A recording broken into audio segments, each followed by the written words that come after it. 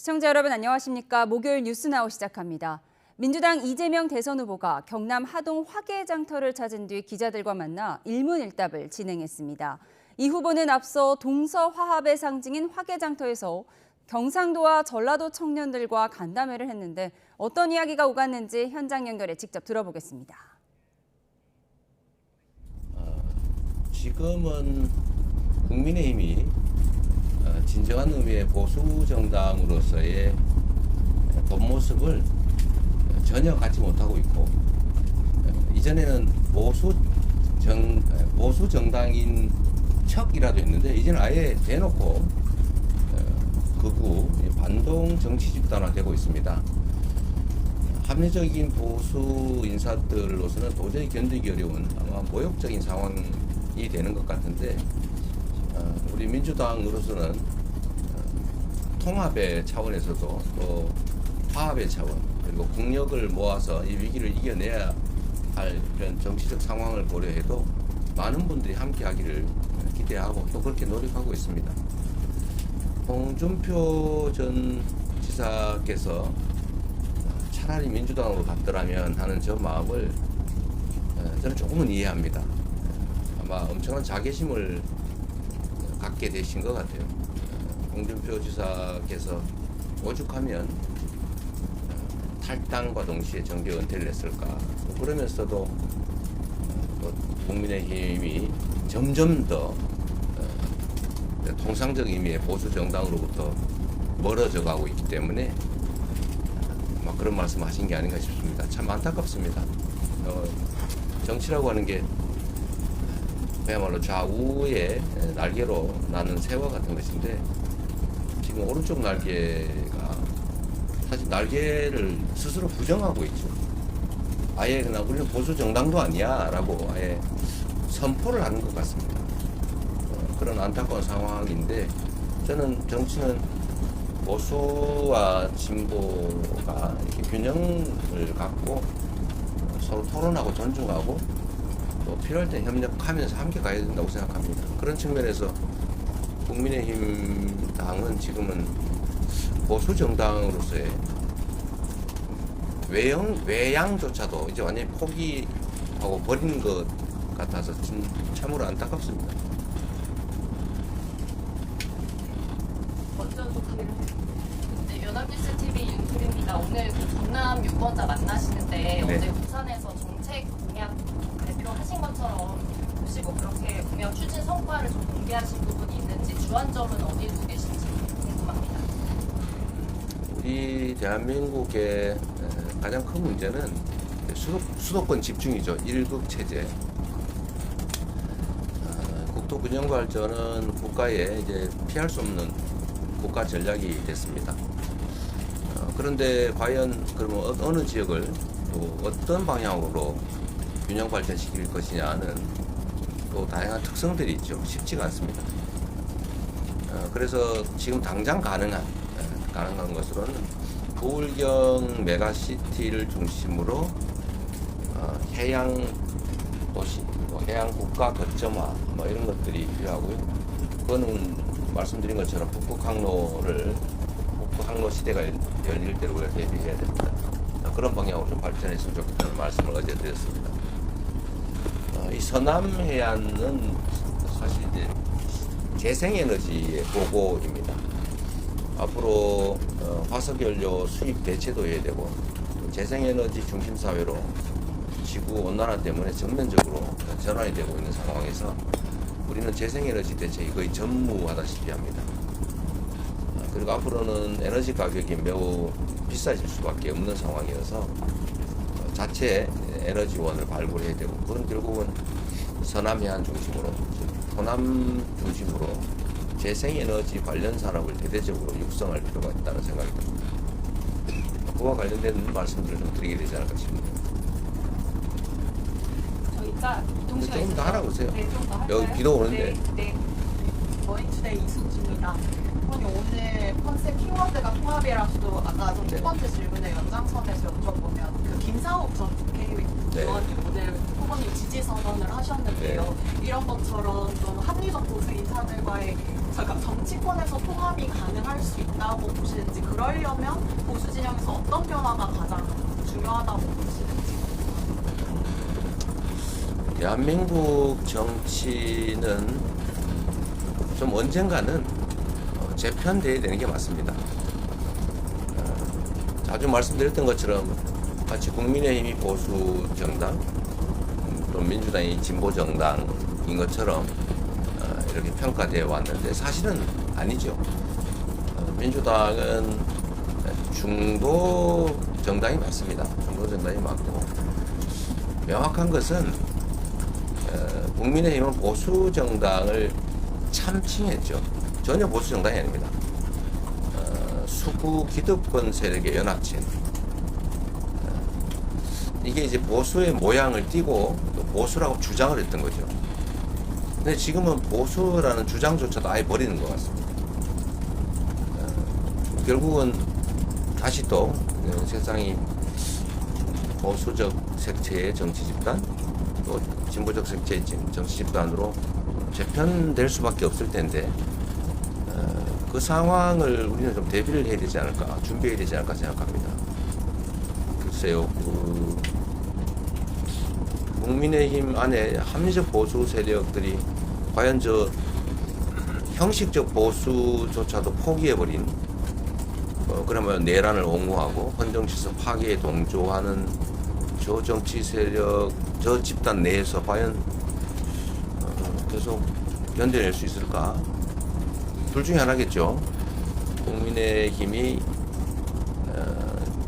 진정한 합리적 보수 정치의 집단으로 주장도 바꾸고 내용도 바꿀 수 있겠느냐, 그렇게 변화하는 방법이 있을 테고, 또 한 가지는 도저히 불가능하다, 지금처럼 내란 옹호, 헌정질서 파괴 연합 세력, 이런 형태를 계속 유지한다면 결국은 거기서 합리적 보수 세력들이 결국은 다른 행동을 할 수밖에 없지 않을까, 그런 생각이 듭니다. 그리고 바람직하겠죠. 네, 이재명 민주당 후보의 기자간담회 내용 듣고 오셨습니다. 지금 국민의힘은 진정한 보수 정당의 모습이 아니다. 탈당과 동시에 정계 은퇴를 선언한 홍준표 전 시장의 마음이 이해가 간다고 언급했고요. 국민의힘을 탈당한 김상욱 의원이 이재명 후보 지지 선언을 한 것에 대해 감사하다, 민주당의 입당에서 함께해 주었으면 좋겠다고 밝혔습니다. 그럼 이 소식 포함해서 정치권 상황 알아보겠습니다. 공식 선거운동이 나흘째로 접어든 가운데 정치권에서는 윤석열 전 대통령 탈당 문제가 최대 쟁점으로 떠올랐습니다.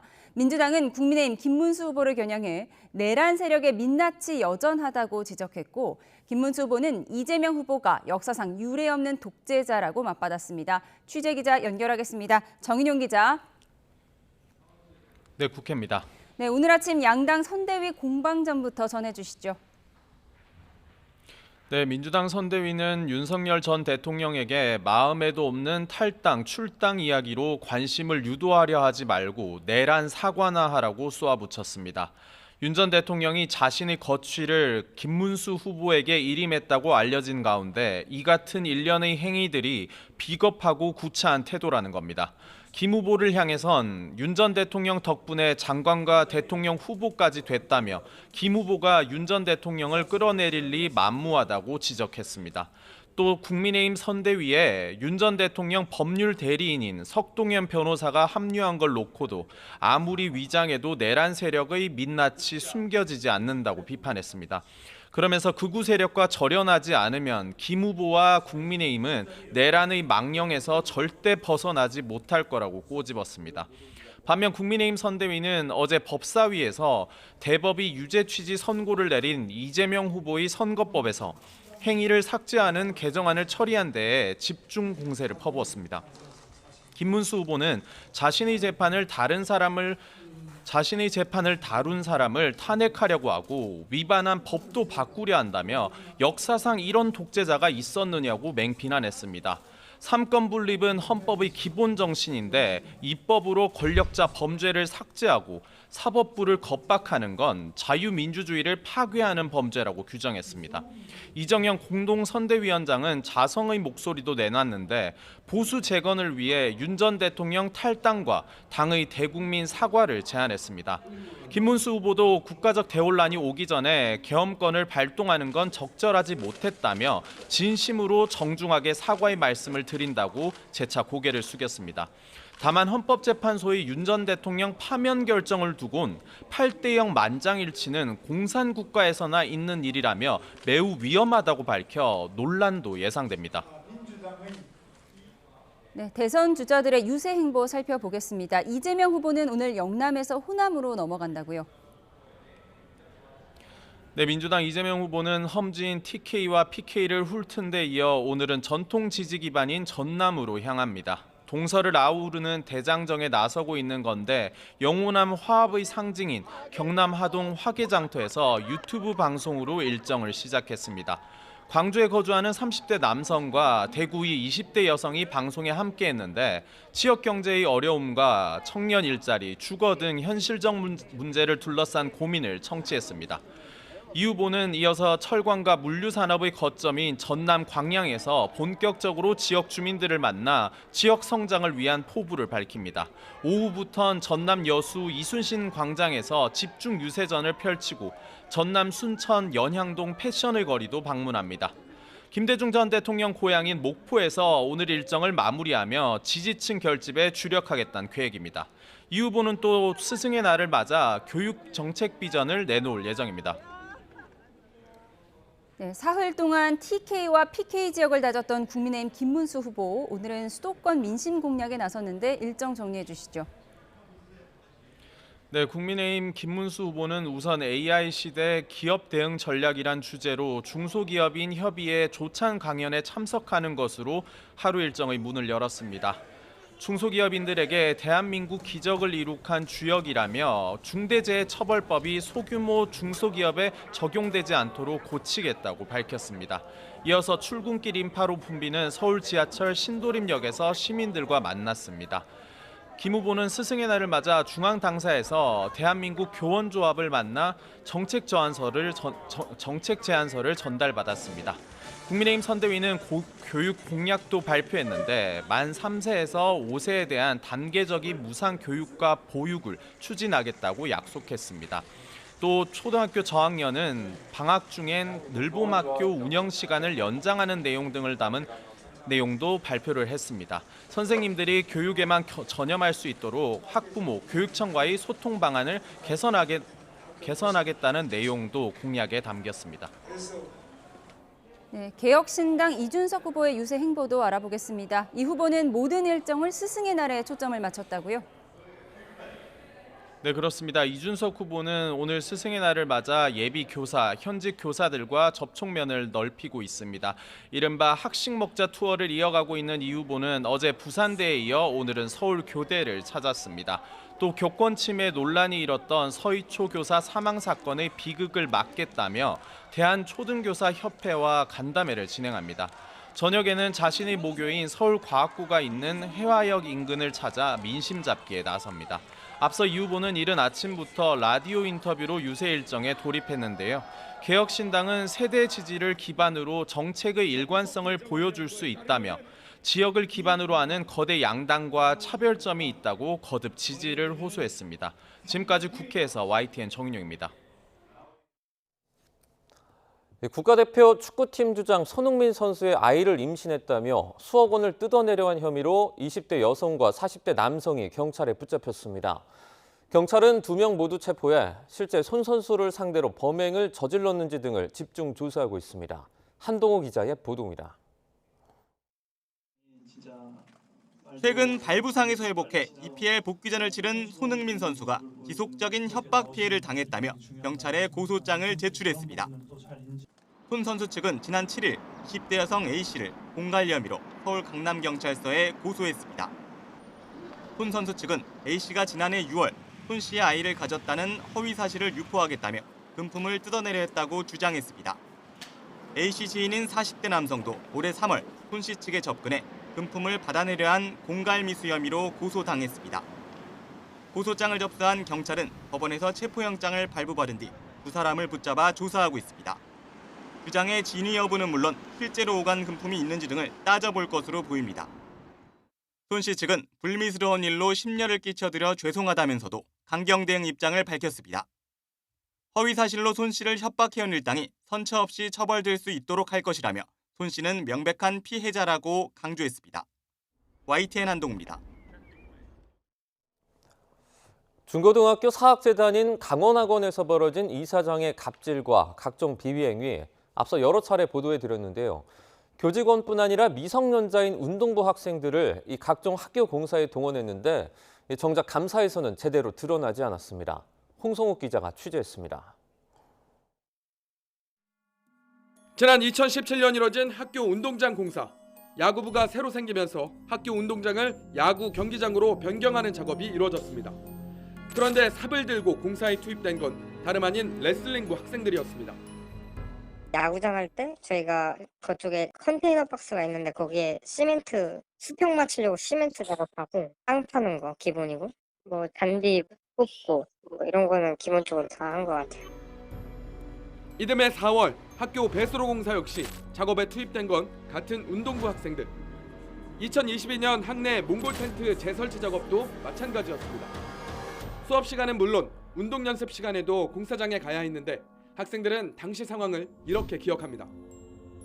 그래서 이사장님이랑 같이 그 시멘트 공구를 치면서 이사장님이 이것도 교육의 일부분이다라고 하면서 저희한테 그것도 시켰던 기억도 있고. 미성년자인 학생들을 강제로 공사에 투입했다면 아동학대 혐의로 처벌받을 수 있습니다. 미성년자인 학생들, 또 운동부 학생들을 동원해서 공사를 진행했다는 건 아동학대 혐의가 분명히 있다고 생각하고요. 반면 최근 발표된 교육청 감사 결과에서 이 같은 학생 피해에 대한 내용은 빠졌습니다. 앞서 고용노동부가 이미 조사했다는 게 이유였습니다. 그거는 이미 그 고용노동부 거기서 조치가 된다기 때문에. 하지만 설명과 달리 노동자가 아닌 학생들에 대한 문제는 고용노동부 역시 조사 권한이 없어 아무 조치가 이루어지지 않은 상황. 일부 교직원은 감사 기간 수차례 이 문제를 교육청에 알렸다고 밝혔습니다. 인지를 했으면 더 파헤치거나 더 정밀한 조사를 해서 이게 아동 학대인지 아닌지 파악을 한 다음에 신고할 의무가 있다고 저는 교육청은 생각을 해요. 아동 학대는 모든 사람이 신고할 의무가 있거든요. 갑질로 얼룩진 비위 사학재단을 대상으로 5달 동안 이어진 대대적인 교육청 감사. 하지만 학생 피해에 대한 조사를 외면하며 신뢰에 금이 갔습니다. YTN 홍서욱입니다. 숙명여대가 김건희 여사의 석사학위 논문 취소를 위한 학칙 개정 절차를 진행하고 있습니다. 숙대는 지난 12일 교육대학원위원회를 열고 학위 취소 규정을 소급 적용할 수 있도록 하는 부칙을 신설하기로 했다고 밝혔습니다.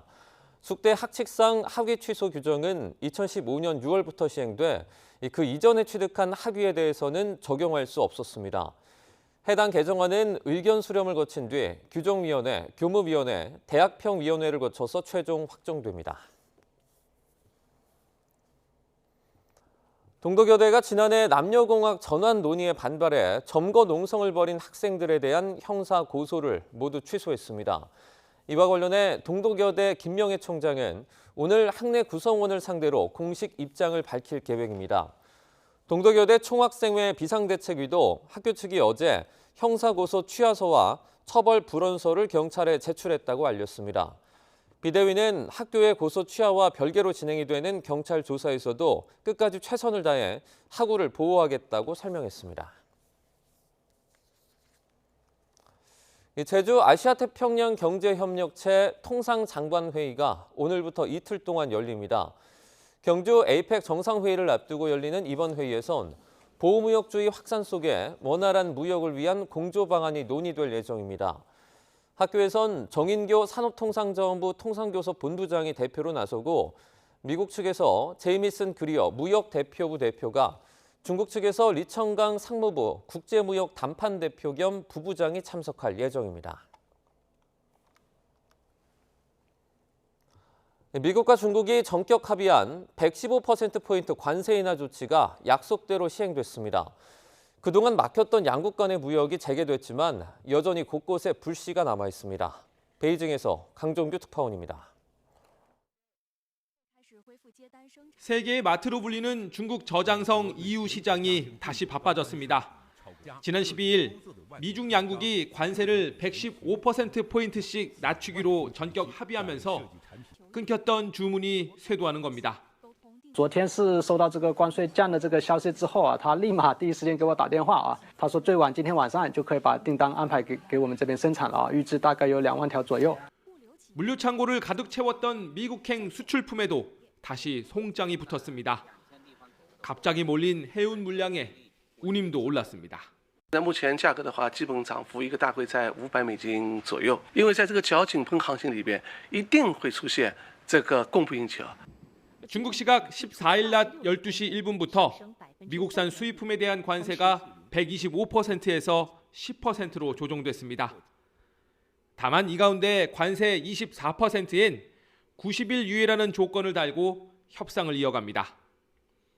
희토류 수출 통제 같은 비관세 보복 조치도 없애기로 했지만 중단 또는 취소라는 단서가 붙었습니다. 무엇보다 4월 2일 미국의 상호관세 부과에 앞서 시행된 20% 펜타닐 관세는 그대로입니다. 당시 미국 석유나 농산품 등 특정 품목에 중국이 매긴 10에서 15% 보복 관세와 여러 비관세 반격 조치도 마찬가지입니다. 美方以芬太尼为借口，对中国无理加征2轮关税，中方反制措施仍然有效。 꽉 막혔던 미중 무역의 숨통은 트였지만 여전히 곳곳에 불씨가 도사리고 있습니다. 베이징에서 YTN 강정규입니다. 네, 조금 전에 속보가 하나 들어왔습니다. 서울중앙지법이 지기현 판사 관련 의혹 제기가 그 내용 자체가 추상적이고 이게 구체적인 자료가 제시되지 않았기 때문에 진위가 확인되지 않았다 이렇게 밝혔습니다. 의혹 제기 관련해서 이제 법원이 입장을 밝힐 만한 내용은 없다 이렇게 덧붙였는데요. 민주당이 이제 윤석열 전 대통령 내란 혐의 재판을 맡고 있는 지기현 서울중앙지법 부장판사의 술접대, 룸살롱 숨접대 의혹을 거듭 제기하면서 지판사가 침묵하는 게 무언의 인정이다 이렇게 압박을 계속 해오는 상황이었는데요. 이에 대해서 서울중앙지법의 반응이 나왔습니다. 이 중앙지법은 내용이 추상적이고 확인되지 않았으며 이에 대해서 법원이 밝힐 입장은 따로 없다 이렇게 말했습니다. 관련 내용 또 추가적으로 들어오면 저희가 정리해서 전해드리겠습니다. 오는 9월부터 예금보호 한도가 1억 원으로 올라갑니다. 24년 만에 한도가 상향되는 건데요. 이 자세한 내용 취재기자 연결해서 알아보겠습니다. 이영원 기자, 예금보호 한도가 이제 2배가 되는 거죠? 네, 현행 5천만 원에서 1억 원으로 올라갑니다. 금융위원회는 오늘 이 같은 예금 보호 한도 상향 관련 시행령 개정안을 다음 달 25일까지 입법 예고했습니다. 이에 따라 9월 1일부터 은행과 저축은행, 상호금융권의 예금 보호 한도는 1억 원으로 늘어납니다. 이렇게 되면 무슨 일이 있어도 은행에 맡겨둔 예금 가운데 1억 원까지는 보호받을 수 있는데요. 예를 들어 은행이 파산해서 지급불능 상태가 됐더라도 예금 1억 원은 찾을 수 있는 겁니다. 한도 상향은 지난 2001년 현행 한도 5천만 원이 정해진 뒤 24년 만입니다. 네, 이렇게 상향 결정을 한 배경도 설명해 주시죠. 우선 2001년과 비교해 우리 경제의 규모나 국민 자산이 많이 늘었습니다. 은행에 예금을 맡기는 자산 규모가 늘어난 만큼 이에 맞는 보호 조치가 필요하다는 게 금융위 설명입니다. 또 현재는 5천만 원까지만 보호를 해주다 보니 예금 금리가 높은 저축은행이나 상호금융권에 돈을 맡길 때 한도만큼만 쪼개서 예치하는 경우가 많았거든요. 금융위는 이번 조치로 이런 불편함이 줄어들 거라고 기대했습니다. 그럼 이렇게 좋은 취지면 당장 하지 않고 왜 9월에 시행하는지 궁금하실 텐데요. 자금 쏠림 현상에 대한 대비가 필요했기 때문입니다. 보호 한도가 올라가면 은행보다 높은 금리를 주는 저축은행이나 새마을금고 같은 상호금융권으로 예금이 몰릴 수 있습니다. 금융당국은 이런 점을 고려해 정기예금 해지의 규모가 큰 연말과 연초가 아닌 9월로 시행 시기를 결정했다고 설명했습니다. 지금까지 금융위원회에서 YTN 이영훈입니다.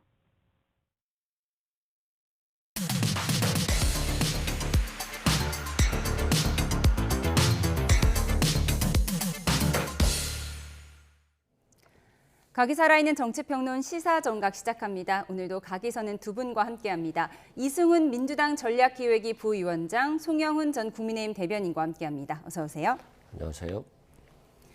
네, 오늘로 대선이 19일 앞으로 다가왔습니다. 국민의힘은 윤 전 대통령의 자진 탈당이냐, 강제 출당이냐를 놓고 최대 고민이 깊은데요. 오늘 아침 김문수 후보와 김용태 비대위원장 내정자의 발언 먼저 듣고 오시죠. 대통령의 탈당 문제는 제 생각은 우리 윤석열 대통령께서 판단할 문제이지 제가 대통령 후보로 나선 사람이 탈당하십시오, 또 탈당하지 마십시오 이런 이야기를 하는 것은 적절하지 않은 일이라고 생각합니다. 우리 당은 용광로와 같이 어떤 분이라도 다 포용을 해서 뜨거운 열정으로 쇳물을 녹일 그 온도로 이질적인 많은 부분을 녹여서 정말 국민 행복을 위해서 필요한 훌륭한 일과 또 그런 인재들을 양성해내는 용광로가 되겠습니다. 자, 윤 전 대통령이 만약에 스스로 결단하지 않고 계속 남아있다면 출당 조치도 할 수 있는 겁니까? 그런 문제가 발생한다면 여러 가지 다른 방법을 강구할 수 있다는 말씀을 드리겠습니다. 방의할 수 있는 방안은 많습니다. 네, 윤 전 대통령의 자진 탈당이냐 강제 출당이냐 국민의힘의 최대의 난제가 아닐까 싶은데 김문수 후보는 탈당은 본인이 알아서 할 문제다. 그러니까 예전 입장과 바뀐 게 없는 거죠? 지금 김문수 후보가요. 우리가 왜 윤 전 대통령의 출당 문제를 논의하게 되고 있는가 그 근본을 좀 보셔야 된다고 생각을 합니다. 사실 윤 전 대통령은 계엄에 가장 큰 책임이 있는 것 아니겠습니까? 헌법재판소가 전원일치로 파면 결정을 내릴 정도로 그 잘못은 결코 가볍지가 않습니다. 그렇다면은 통상적인 경우라면은 윤 전 대통령은 당에 더 이상 남아있으면 안 되는 겁니다. 다만 그동안의 정치적 발언을 자제하고 본인이 일종의 현상유지적인 차원에서 평당원 중 한 사람으로 남아있었기 때문에 계속 당에 있는 것이 일종의 정치적 양해가 될 수 있었던 겁니다. 그런데 지난 11일에 윤 전 대통령이 이 경선과 대선에 관해서 직접적인 메시지를 내지 않았습니까? 그러면은 다시 일종의 정치적 존재처럼 된 거예요. 그러면서 이 거취 문제가 다시 불거졌기 때문에 이제 국민들께서 묻고 계신 겁니다. 그러면은 국민의힘은 이 계엄에 가장 큰 책임이 있는 윤 전 대통령에 대해서 어떻게 할 거냐. 이 질문은 결국 계엄이 정말로 잘못됐다고 생각하느냐, 얼마나 잘못됐다고 생각하느냐, 그 잘못을 어떻게 바로잡을 것이냐라고 하는 지난 5달간 계속되어 온 본질적인 질문의 연장선상에 있는 겁니다. 여기에 대해서 지금 정확하게 정답을 말하고 넘어가야지 애매하게 뜨뜻미지근한 답을 하게 되면은 선거 끝날 때까지 계속 이 질문만 받게 됩니다. 김문수 후보께서 조금 더 상황을 엄중하게 보셔야 된다고 생각합니다. 뜨뜻미지근하면 안 된다고 지적하셨는데 김문수 후보가 계속 뜨뜻미지근하게 대답하는 이유가 뭐라고 보세요? 일단 본인이 국무위원 중에 유일하게 고개를 숙이지 않았잖아요. 국민들께 이 계엄에 대해서 사과하지 않았잖아요. 그래서 1위 후보가 됐기 때문에 사과를 못하는 거죠. 그리고 윤석열 전 대통령에 대한 출당을 못하는 거고요. 다만 지금 뭐 탈당을 하느냐 출당을 하느냐 뭐 중요합니까? 그건 김문수 후보에게만 중요할 뿐이지 국민들께는 중요하지 않거든요. 그리고 지금 12.3 비상계엄 터지고 나서 5개월이 지났어요. 지금까지도 가장 중대범죄자를 정리 못하고 있는 거잖아요. 그럼 굉장히 무능한 당이라는 게 나오는 것이고. 탈당 여부가 대선에 영향을 주지 않을 거라고 보시는 건가요? 무슨 영향이 있겠어요. 진정한 사과가 없잖아요. 김문수 후보가 계엄으로 인해서 국민들이 피해를 보고 경제적으로 어렵고 민생이 어렵기 때문에 사과한다고 했잖아요. 계엄을 사과한 적은 없어요. 그래서 헌법을 지키지 않고 내일 안을 옹호하는 그런 후보는 저는 후보 자격이 없다라고 생각합니다. 계엄으로 인한 피해는 사과했지만 비상계엄 자체에 대한 사과는 한 적이 없다고 하셨지만 어쨌든 국민의힘에서는 김문수 후보가 비상계엄에 대해서는 사과를 했다는 입장이고요. 이에 대한 얘기가 나왔는데 어제 친한동훈계 김종혁 전 최고위원이 라디오 인터뷰에서 윤 전 대통령이 김문수 후보에게 전화를 해서 당신이 뭔데 비상계엄에 대해서 사과를 하느냐 이렇게 말하면서 화를 냈다는 전언을 얘기를 했는데 어떻습니까? 사실인가요? 그런 전원이 정치권에 존재하기는 하고 제가 윤 전 대통령 측에 이것을 진위를 직접 확인해 보진 못했습니다만 눈에 띄는 것은 아직까지 윤 전 대통령 측에서 이 전원에 대해서 직접적으로 부인하는 공식 입장이 나오지 않고 있다는 것이죠. 만약에 정말로 사실이 아니면 즉각적으로 공식 부인했을 것 같거든요. 그러면은 이런 입장이 없다는 점으로 봤을 때 추론이 가능한 지점이 있지 않나 그렇게 보입니다. 그런데 앞서도 말씀해 주셨지만 김문수 후보의 사과는 보는 각도에 따라서 대단히 불충분할 수 있습니다. 그러니까 계엄이 직접적으로 위헌위법하다고 언급하진 않았고 계엄으로 인해서 많은 분들이 고통을 받았기 때문에 죄송하다는 취지인데 사실은 윤 전 대통령도 12월 7일에 대국민 담화에서 그 과정에서 국민들께 불안과 불편을 끼쳐드렸습니다. 매우 송구스럽게 생각하며 많이 놀라셨을 국민 여러분께 진심으로 사과드립니다. 이렇게 말씀을 하셨거든요. 그런데 이 정도 수준의 김문수 후보의 사과에 대해서도 만약에 정말로 경로를 했다면 이것이 지금 김문수 후보가 처한 어려운 상황을 보여주는 것이라는 생각은 듭니다. 그러나 그럴수록 더 담대하게 결단해야 국민들께 다시 한번 선택해달라고 호소할 수 있는 그런 근거가 생긴다고 생각합니다. 예. 그런데 용광로처럼 포용하겠다고 하면서 장해찬 전 최고위원과 최경환 전 경제부총리의 복당도 오늘 결정을 한 거잖아요. 이 부분은 어떻게 보세요?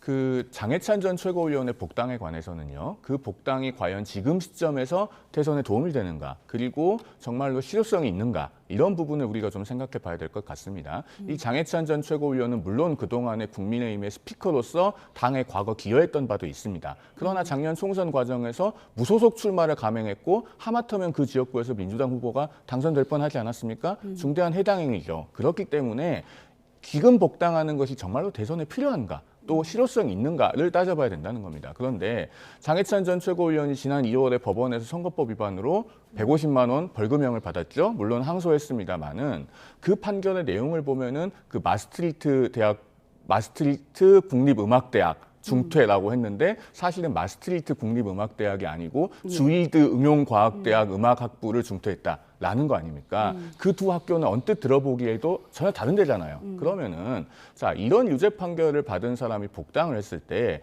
과연 이재명 후보 같은 사람만큼은 이 백현동 허위 발언을 했던 이재명 후보만큼은 막아야 된다는 이야기를 힘있게 할 수 있을 것인가? 또 나아가서 장해찬 전 최고위원이 그런 판결이 만약 그대로 확정된다면은 공직선거법상 선거권을 잃고 정당법에 따라서 당원의 지위도 잃게 돼요.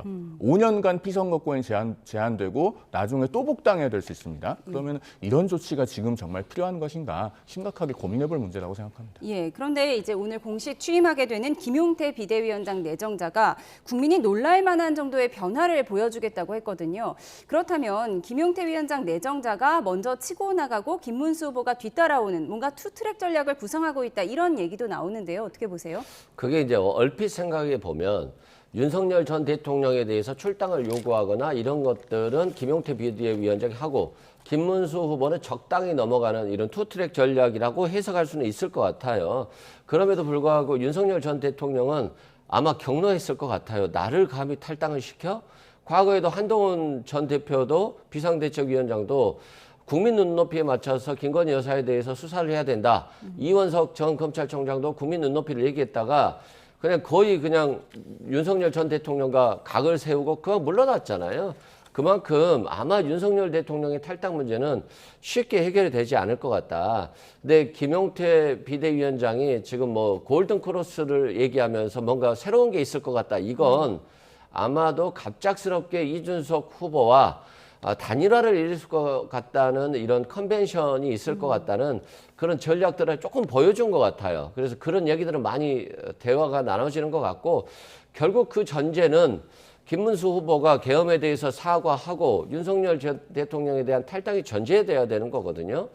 그리고 진정성을 보여준다고 하면 중도층 소구력이 있었던 유승민 전 의원 이분들이 결국에는 당에 포용하려고 한다면 윤석열 전 대통령의 사과가 먼저죠. 그리고 김문수 후보의 사과가 먼저고 한동훈 전 대표가 40몇 %로 2위 후보였잖아요. 이분이 적극적으로 국민의힘에 포용돼서 대선에서 역할을 하려고 한다면 또 마찬가지로 윤석열 전 대통령과의 절연이 중요한 부분이거든요. 근데 이런 것들이 전제되지 않는 한 뭐 김용태 비대위원장이 저는 뭐 뭔가 있을 것 같은 얘기들을 하는 것 자체가 저는 진정성이 없고 큰 의미가 없어 보인다 이런 생각이 듭니다. 예, 김용태 비대위원장 내정자가 뭔가 있을 것 같다고 네, 그렇게 말씀을 하셨는데 방법은 얼마든지 있다. 윤석열 전 대통령 탈당과 관련해서 이렇게 얘기를 했는데 그렇다면 뭐 당원 당규를 개정해서 윤 전 대통령을 강제 출당시키는 방법도 있다는 뜻일까요? 제가 변호사로서 보기는요. 당원 당규를 굳이 개정하지 않아도 지금도 가능하다고 보여집니다. 왜냐하면 그 개헌 포고령에 어떤 내용이 있었냐면요. 일체의 정당 활동을 금지하는 내용이 있었어요. 그런데 국민의힘의 당원이 그러면 국민의힘의 활동을 금지하는 개헌 포고령을 내린 것 아니겠습니까? 당연히 중대한 해당 행위죠. 그 사유만으로도 저는 출당이나 제명 같은 조치가 충분히 가능할 거라고 판단합니다. 다만 실제로 당에서 어떻게 진행될지는 조금 더 지켜봐야겠습니다만. 그리고 김용태 비대위원장 내정자에 대해서 우리 이승훈 부위원장께서 너무 좀 폄하하시는 말씀을 하시는데 정말로 뭐가 있을지 없을지는 한번 두고 보시죠. 다만 저도 두 가지를 좀 주문을 하고 싶습니다. 첫째로 어떤 변화와 쇄신의 조치를 하더라도 그것이 떠밀려서 하는 것처럼 보이면 안 됩니다. 주도적으로 적극적으로 하는 것처럼 되어야 할 것이고요. 두 번째로 그 과정에서 굉장히 섬세한 메시지 관리도 필요합니다. 김용태 비대위원장이 이틀 전에 조선일보 인터뷰에서 여당 대표가 계엄을 몰랐다는 것은 대통령과의 협치에 실패했다는 것이다. 이런 말도 했잖아요. 그런데 이 발언은요. 조금만 생각해 보면 계엄을 몰랐던 김문수 후보도 그러면은 대통령과 장관으로서의 관계에 실패했던 건가요? 또 계엄을 몰랐던 많은 장관과 수석들 대통령과의 관계에 실패했던 건가요? 더 나아가서 윤 전 대통령과 가깝게 지냈다고 알려졌던 친윤 중진이라고 하는 분들은 그러면 계엄을 미리 알았다는 겁니까? 여러 가지로 문제의 소지가 될 수 있는 발언입니다. 그러니까 이런 부분에 있어서도 앞으로 변화와 쇄신의 과정에서 섬세한 메시지 관리를 병행해 주십사 하는 말씀도 아울러 드립니다. 변화와 쇄신의 과정일까요? 김문수 후보 측에서 유승민 전 의원에게 선대위 합류를 제안했다는 보도가 나왔고 유승민 전 의원이 실제로 제가 어떤 역할을 할지 고민해보겠다고 답변을 했거든요. 좀 의외라는 그런 평가도 나와요. 저는 의외라고 생각하지 않아요. 당연히 중도층 서구력이 있는 유승민 전 의원에게 부탁을 하는 게 맞다라고 생각되고 유승민 전 의원의 반응이 의외다라는 게 이제 민주당 입장이었던 것 같습니다. 아, 그런가요? 네. 아, 네. 근데 이제 유승민 의원이 고민해 보겠다라고 했잖아요. 무슨 일을 할지에 대해서. 그건 뭐냐면 결국에는 자신이 이제까지 개혁 중도 이 보수까지도 포용하는 뭔가 그런 정책들을 펴겠다라고 했잖아요. 그런데 김문수 후보가 아직도 탄핵에 대해서 반대하고 있는 입장, 계엄에 대해서 아직도 강을 건너지 못하고 여기에 대해서 윤석열 전 대통령을 옹호하는 것들을 계속 얘기하고 있어요. 그리고 계엄에 대해서 탈당, 그걸 문제 삼아서 탈당하는 것에 대해서 자신이 요구하는 것은 사람의 도리가 아니다는 거잖아요. 그럼 국민에 대한 도리는 뭐죠? 대통령을 유일하게 처벌할 수 있는 게 내란죄, 외환죄이고 이건 중대범죄인데 거기에 대해서 명확한 입장을 내지 못한 상태에서 유승민 의원에게 손을 내민다. 이거 자체가 굉장히 안 좋은 거예요. 김문수 후보 캠프 입장에서 봐서라도. 그래서 저는 김문수 후보가 정말 이 대선에서 그나마 조금 덜 차이 나는 격차로 지고 싶다라고 한다면 지금 선거운동 중단하고 윤석열 전 대통령에 대한 문제를 정리하고 한동훈 후보, 홍준표 후보 그리고 유승민 전 대표에 대해서 어떻게 우리가 국민의힘을 개혁할 것인가에 대한 논의를 해야 되는 거예요. 지금 뭐 시장 가고 이러면 뭐합니까? 그래서 극단적인 조치가 필요한 것이다라고 말씀드립니다. 예, 말씀하신 것처럼 한동훈 전 대표 선대위에 참여해야 한다 이런 목소리가 꾸준히 나오고 있는데 한동훈 전 대표는 3가지 조건을 제시를 했잖아요. 비상계엄에 대한 사과, 또 탄핵 반대에 대한 사과, 윤 전 대통령 부부와 절연해야 된다 이렇게 3가지를 제시를 했는데 지금 김문수 후보 측에서 첫 번째 단계만 한 상황이잖아요. 계엄에 대한 사과만 한 상황인데 그러면 한동훈 전 대표는 지금 상황에서는 합류할 가능성이 높지 않은 건가요? 일단 좀 나눠서 말씀을 드리면은요. 한동훈 전 대표가 현재 선거운동을 하지 않느냐라고 하면은 그렇진 않습니다. 본인 나름대로 굉장히 효율적인 방식으로 선거운동을 하고 있다고 할 수 있죠. 매일같이 페이스북을 통해서 이재명 후보가 왜 집권하면 안 되는지에 초점을 맞춘 메시지들을 내고 있고 그 메시지들이 굉장히 적시에 나오고 있고 또 예리하기 때문에 우리 언론에서도 많이 보도해주고 있습니다. 아시다시피 언론이 특정한 메시지를 받아서 보도를 할 때는 그것이 단순히 스피커가 영향력이 있어서만은 아니고 그 메시지가 보도할 만한 내용일 때 다뤄주는 것 아니겠습니까? 그런 점에서 효율적인 선거운동을 하고 있다고 보이고, 다만 선대위에 결합하는 문제는 앞서 말씀하신 것처럼 일종의 선결과제들이 몇 가지 있죠. 계엄과 탄핵에 관한 분명한 사과와 입장 정리, 그리고 윤 전 대통령 부부와의 절연 같은 것들인데, 이것은 한동훈 전 대표가 요구하고 요구하지 않고를 떠나서 이 대선을 잘 치르기 위해서는 김문수 후보가 반드시 해야 될 과제들입니다. 그런 점에서 김문수 후보의 결단이 필요하다고 보는 것이고요. 덧붙이자면 오늘 김문수 후보가 오전 기자회견 뒤 질의응답에서 그 헌법재판소의 8대0 만장일치에 관해서 이런 발언을 했습니다. 저는 만장일치를 계속한다는 것은 김정은이나 시진핑 같은 공산국가에서 그런 일 많이 있습니다. 다양한 견해가 공존할 수 있다는 것을 보여주지 못하는 헌법재판소는 매우 위험하다고 생각합니다. 이렇게 얘기를 했는데, 사실 지금 한동훈 전 대표의 요구사항들은 개인적인 차원의 것이 아니고 민주주의, 공화주의, 법치주의에 입각한 것이거든요. 그런 부분에서 근본적인 의견 차이가 계속 이렇게 노출된다면은 선대위의 직접적인 합류는 적어도 제가 보기에는 점점 더 어려워지지 않을까 하는 생각이 듭니다. 예, 그런데 경선 4강에 올라간 후보 중에 유일하게 지금 안철수 전 후보만이 선대위에 합류해서 활동하고 있는데, 오늘 이렇게 얘기했습니다. 한동훈 전 후보를 향해서 지금 과자 먹으면서 라방할 때냐, 빨리 선거운동 도와라, 이렇게 일침을 가했다고 하는데요. 안철수 후보의 입장은 어떻게 보세요? 뭐 안철수 후보의 입장에 대해서 한동훈 후보가 신경이나 쓰겠습니까? 전혀 신경 안 쓸 것 같고요. 안철수 후보의 저런 발언 자체도 국민의힘에는 별로 좋지 않은 것 같아요. 어떻게 해서든 설득하고 반성하는 모습으로 경쟁자들을 데려와야 되는 상황에서 경쟁자가 경쟁자를 좀 폄하한다? 이것 자체가 지금 국민의힘이 뭔가 혼란스러운 모습이다, 이런 생각이 들고요. 김문수 후보가 왜 그러면 윤석열 전 대통령을 버리지 못하냐? 스스로 세력이 없어요. 어떻게 생각해보면 자유통일당 세력, 정광훈 세력과 함께 해서 지금까지 온 거잖아요. 그리고 실은 윤석열 대통령이 결과적으로는 한덕수 후보를 선택했다라고 저는 보지만, 그 전까지는 그 대체제로 김문수 후보를 선택했고, 그래서 1위 후보가 됐기 때문에 또 윤석열 전 대통령과 각을 세우기도 어렵고, 또 자기 신의 세력이 없어서 과거에 윤석열 대통령이 썼던 캠프 사람들이 다 자기 캠프의 사람이 돼 있잖아요. 그러면 무슨 말을 하겠습니까? 윤석열 전 대통령과 결연하면 안 됩니다. 보수 지지까지도 버리게 됩니다. 그러면 집토끼도 놓치고 산토끼도 다 놓치기 때문에 안 됩니다라고 하는 걸 받고 있는 거거든요. 그래서 김문수 후보가 지금 굉장히 혼란에 섞여 있을 것 같은데, 이것 자체가 김문수 후보도 또 국민의힘도 무능함을 보여주고 있다.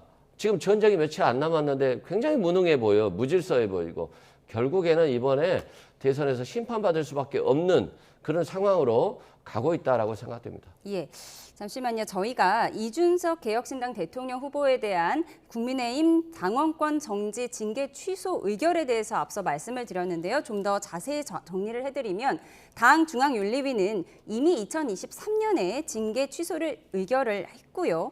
다만 오늘 이정현 공동선대위원장의 공식 제안에 대해서 이미 취소가 의결된 바 있다고 다시 한번 확인해 준 거라고 합니다. 이 부분 다시 한번 정리해 드리도록 하겠습니다. 네, 그런가 하면 오늘 국민의힘을 탈당한 김상욱 의원이 이재명 후보에 대한 지지를 선언했습니다. 국민의힘에서는 뭔가 뼈아픈 대목일 수 있을 것 같습니다.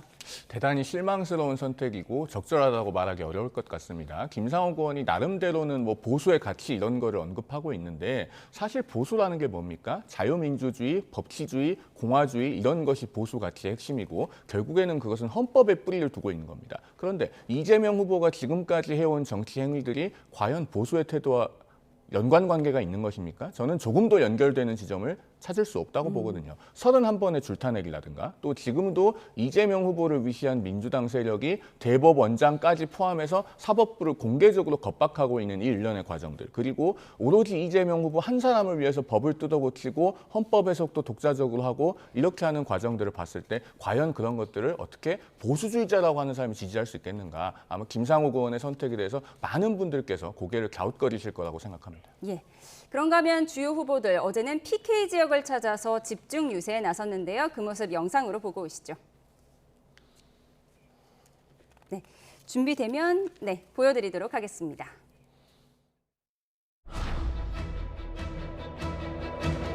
이순신이라는 이분을 존경한다는 걸 넘어서서 경외합니다. 정말로 위대한 사람이죠. 그리고 그분의 인생 중에서 마지막 전투에서 굳이 패주하는 적선을 쫓아가면서 그렇게 극렬하게 전투를 이어가다가 굳이 왜 그 위험을 감수하고 사망하셨을까? 매우 유능한 장수였는데 그 도중에 죽을 뻔했잖아요. 모함을 당해서. 정치라고 하는 게 그림자도 있고 양지도 있는 거 아닌가요? 세상이 왼쪽 날개도 있고 오른쪽 날개도 있어야 나는 거지. 그리고 그 속에서 타협하고 조정해야지.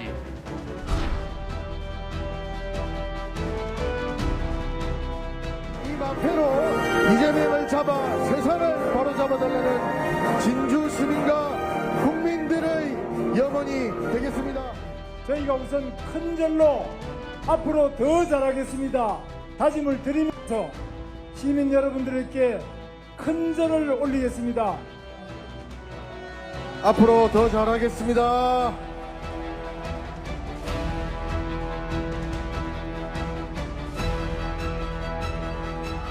우리 대한민국을 꿋꿋하게 지켜오는 위대한 진주정신, 나라를 위해서 몸을 다 바치는 농계정신, 그리고 호국정신, 그리고 나라를 사랑하는 정신, 교육하는 정신, 과학하는 정신, 경제하고 민생을 챙기는 정신, 이런 정신을 듬뿍 받아서 대한민국을 더욱 위대하게 만들겠습니다.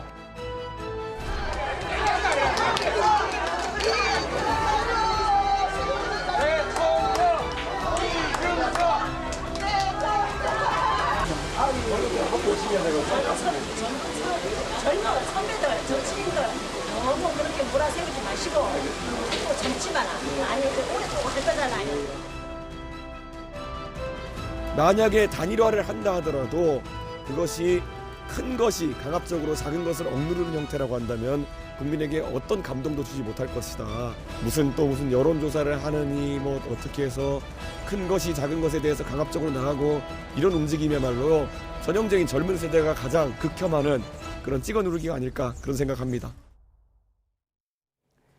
네, 세 후보 모두 살펴보도록 하겠습니다. 이재명 후보는 어제 경남 거제를 찾아서 이순신 장군을 계속 언급했습니다. 어떤 의미인가요?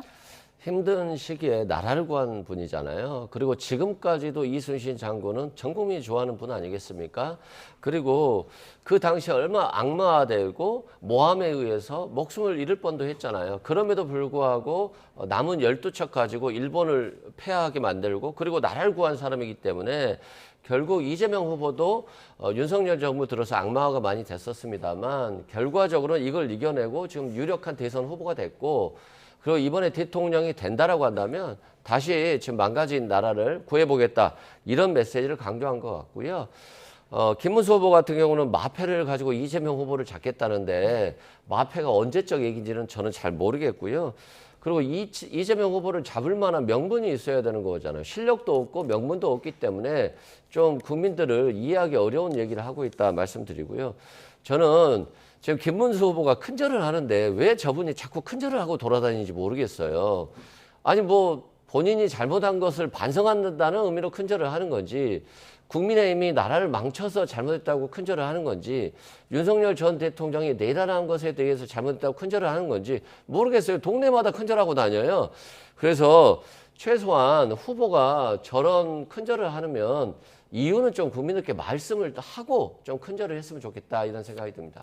예, 선거운동할 때 큰절하는 거는 자주 있는 일 아닌가요? 좀 이례적인가요? 늘 많이들 하죠. 많은 후보들이 그렇게 큰절을 통해서 유권자들께 낮은 자세를 어필하는 것이고요. 그리고 김문수 후보가 지금 영남권에서 큰절을 하는 것은 결국에는 전통적 지지층 중에서 현재는 이완되어 있는 분들, 그분들을 다시 국민의힘 후보를 지지할 수 있도록 호소하기 위해서 그런 것 아니겠습니까? 그러면은 여러 가지 실망하신 요인들이 있겠지만 그런 것들에 대해서 종합적으로 포괄적으로 낮은 자세로 호소하는 겁니다. 예. 그런가 하면 이준석 후보의 선거 유세 장면은 어떻게 보셨어요? 어머니 세대들한테 굉장히 인기가 많은 것 같더라고요.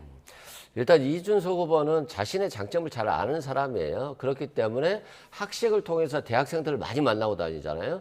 그리고 또 남성들에게 인기가 많아요. 그래서 좀 더 여성 차별적인 어떤 공약들도 많이 내고 있잖아요. 그래서 지금은 자신의 지지층을 좀 공고히 해서 최소한 10%를 넘겨야 된다는 이런 거. 그리고 김문수 후보가 국민의힘 후보로서의 경쟁력을 보여주지 못하고 있기 때문에 그래서 보수 지지층까지도 자신에게 좀 끌어들여야 된다는 이러한 전략을 계속 쓰고 있고, 만에 하나 이제 이준석 후보가 정말 김문수 후보를 이길 수 있을 정도의 지지율에 좀 근접하고 있다라고 한다면 어느 순간 이준석 후보가 먼저 단일화를 제안할 수도 있겠다라는 생각은 드는데, 아직까지는 뭐 국민의 기대에 못 미치고 있는 부분이 있어서 이 부분을 잘 보완해야 되겠다 이런 생각이 듭니다. 예, 국민의힘 경선에서 한동훈 후보를 지지했던 팬심이 이준석 후보로 옮겨가는 것 아니냐 이런 분석도 있던데요. 어떻게 보세요? 저는 그렇지 않을 거라고 봅니다. 일단 이준석 후보는 오늘을 기점으로 지지율이 앞으로 많이 하락할 것 같아요. 왜냐하면은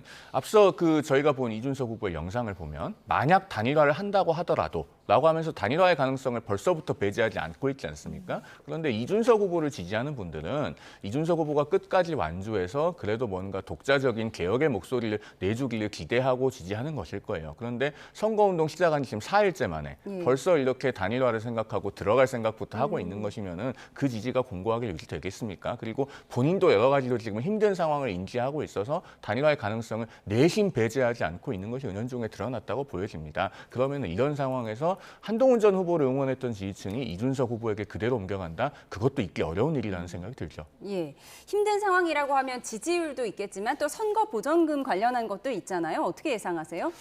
그러니까 이제 사람들이 그렇게 생각하잖아요. 돈이 많이 들 것이다. 그래서 결국에는 이준석 후보는 드랍할 것이다라고 생각하는데 10%가 넘어야, 득표율 10%가 넘어야 반이라도 돌려받는 거죠? 그렇죠. 근데 이준석 후보는 좀 기존의 정치인들과 다른 길을 걸어왔어요. 그래서 뭐 선거에서 돈 많이 쓴다고 당선되는 건 아니잖아요. 그리고 본인도 스스로 당선되지 않을 것이라고 속으로 생각하고 있을 거예요. 그래서 이번 선거를 자신을 홍보할 수 있는 최대한의 기회로 삼을 거라고 보고 선거 비용 최대한 안 쓰는 선거를 할 것 같아요.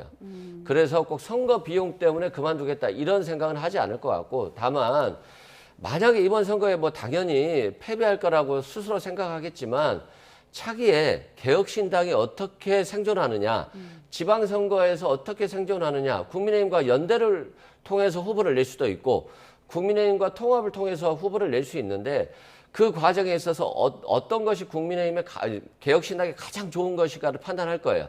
그래서 단일화를 할 수도 있고 또 하지 않고 지방선거를 앞두고 할 수도 있기 때문에 여러 가지 가능성을 남겨두면서 자신의 존재감을 최대한 국민들께 각인시키는 방향으로 갈 거다라고 생각합니다. 예. 그런가 하면 민주당은 최근 이재명 후보의 경호를 최고 수준으로 강화하면서 이 후보의 안전에 만전을 기하고 있습니다. 어제 법사위에서는 이런 일도 있었는데요. 부승찬 의원의 인터뷰까지 같이 듣고 오시죠.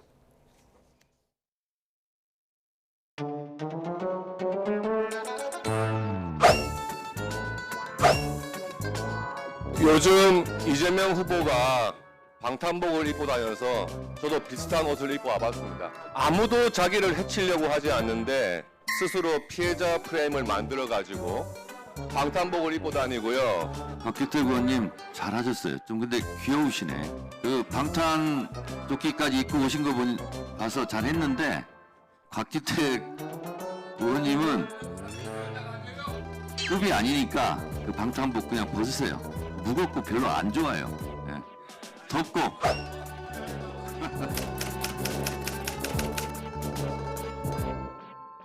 이 러시아제 이 사정거리가 2km에서 3km 정도 되는 그런 적용용 초총이라고 보시면 될 것 같고요.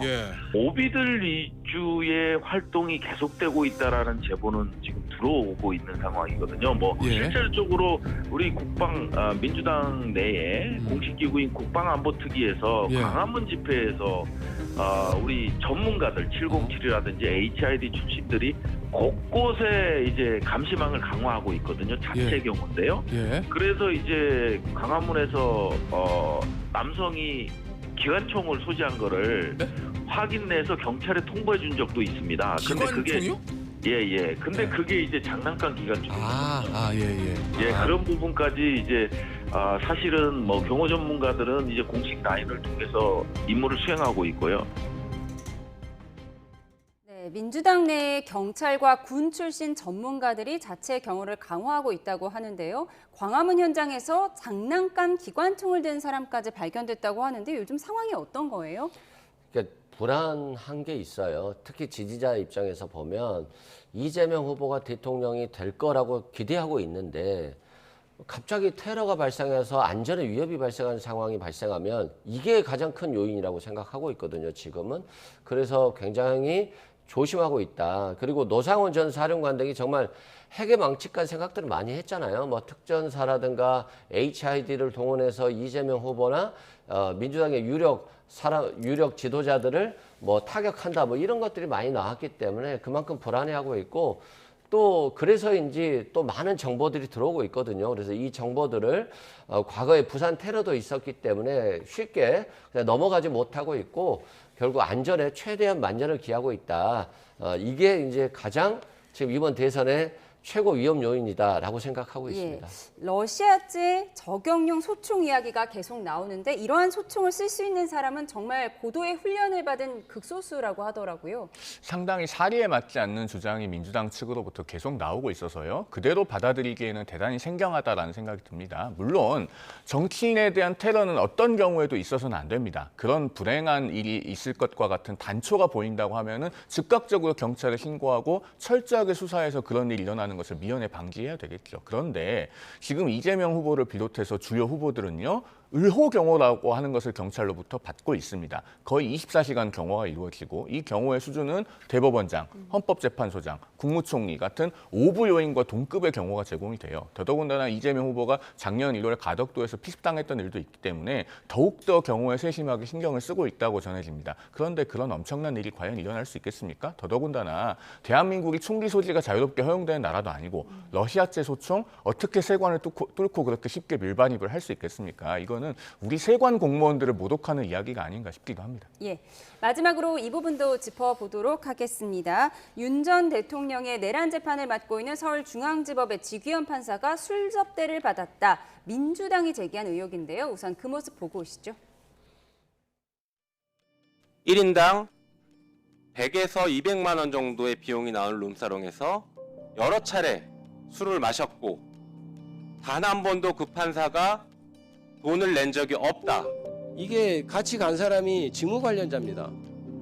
아주 문제가 되는 직무 관련자. 그리고 그 룸살롱이라고 하는데 이른바 실정법도 어길 수 있는 데 아니겠습니까? 담당 법관에게는 너무나 중요한 결과일 수 있기 때문에 제가 가정적인 상황에서 또 확인도 안 된 상황에서 더 이상 답변을 드리기는 좀 어려운 상황인 걸 양해해 주시기 바랍니다. 제가 제보받은 것은 아주 고위직에 있던 사람이 윤석열과 조이대가 만나서 한 얘기, 이재명 사건이 대법원에 올라오면 바로 처리하겠다라고 했다는 얘기를 우리 쪽 의원에게 얘기했고, 그런 얘기를 제가 또한 제보를 받고, 제가 알기로는 하늘이 두 쪽 나도 우리 대법원장님 그럴 뿐이 아니라고 제가 말씀드려야 되겠습니다. 제 경험으로는 이제 이런 중요한 국민적인 관심사가 있는 이런 사안에서는 이제 대법관들이 자기의 명운을 걸고 기록을 열심히 보기 마련입니다.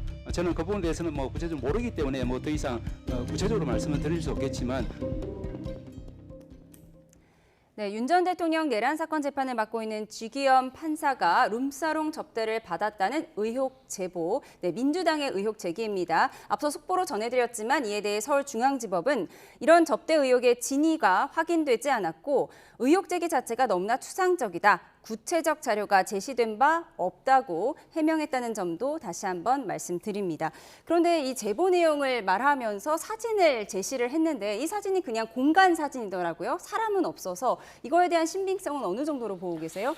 공간만 있는 사진이 아니라 사람까지 있는 사진을 저희가 민주당에서 확보하고 있는 것으로 저는 알고 있어요. 그만큼 그 제보가 구체적이고 또 지규현 판사가 윤석열 전 대통령에 대해서 구속을 취소한 것에 대해서 굉장히 반감을 가져서 여기에 대해서 제보를 했다라고 알려지고 있거든요.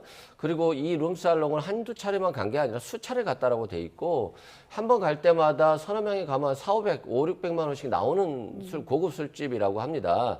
그런데 이게 그냥 친분 관계로만 간 건지 아니면 변호사와 함께 직무 관련성 있는 사람까지 만났는지에 대한 논리가 있거든요. 그리고 지금 구체적인 제보 내용은 직무 관련성 있는 사람도 있었다라고 하고 있어요.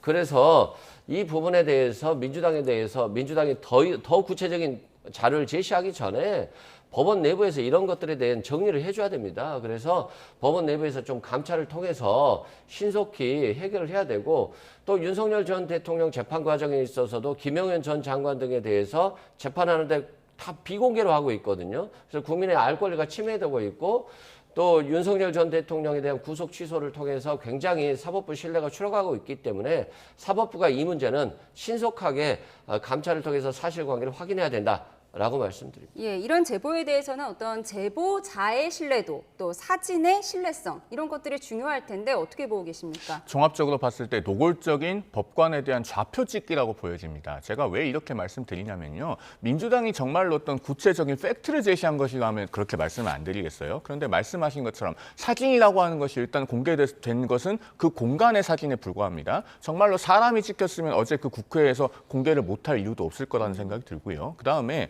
그 누가 제보했는지에 관해서도 민주당 스스로가 말을 뒤집었잖아요. 처음에는 이 함께 배석한 사람이 제보했다고 하다가 나중에는 이걸 정정해서 제보자가 동석했는지는 확인 중이다. 이렇게 입장을 바꿨어요. 그리고 정말로 이 팩트에 관해서 자신이 있으면은 왜 면책 특권이 있는 국회 회의장에서 공개를 합니까? 기자회견부터 제대로 했겠죠. 이런 점들을 종합해 볼 때 현재로서는 사실이라고 믿을 만한 근거는 대단히 빈약합니다. 그런데 특정한 법관을 찍어서 이렇게 좌표찍기를 하다시피 공격을 한다. 제가 봤을 때는 대단히 부적절한 일이고, 만약에 국민의힘에서 이재명 후보에 대해 무죄 판결을 선고했던 2심 재판부에서 이렇게 한다면 저는 똑같이 비판할 겁니다. 이거는 어떤 정치 세력이 되었든 법관에 대해서 이런 좌표찍기식 공격을 해서는 안 되고, 설령 의혹이 있는 구체적인 제보가 들어왔다면 그것은 대법원 공직자윤리위원회에 신고를 해야죠. 그렇게 해서 절차에 따라 처리할 일입니다. 예, 그런가 하면 서영교 의원이 또 어제 법사위에서 익명의 녹취를 공개했는데, 조희대 대법원장이 이재명 건이 올라오면 대법원에서 바로 정리해버리겠다 이렇게 말했다는 건데, 이게 뭐 본인의 녹취가 아니라 제3자의 녹취잖아요.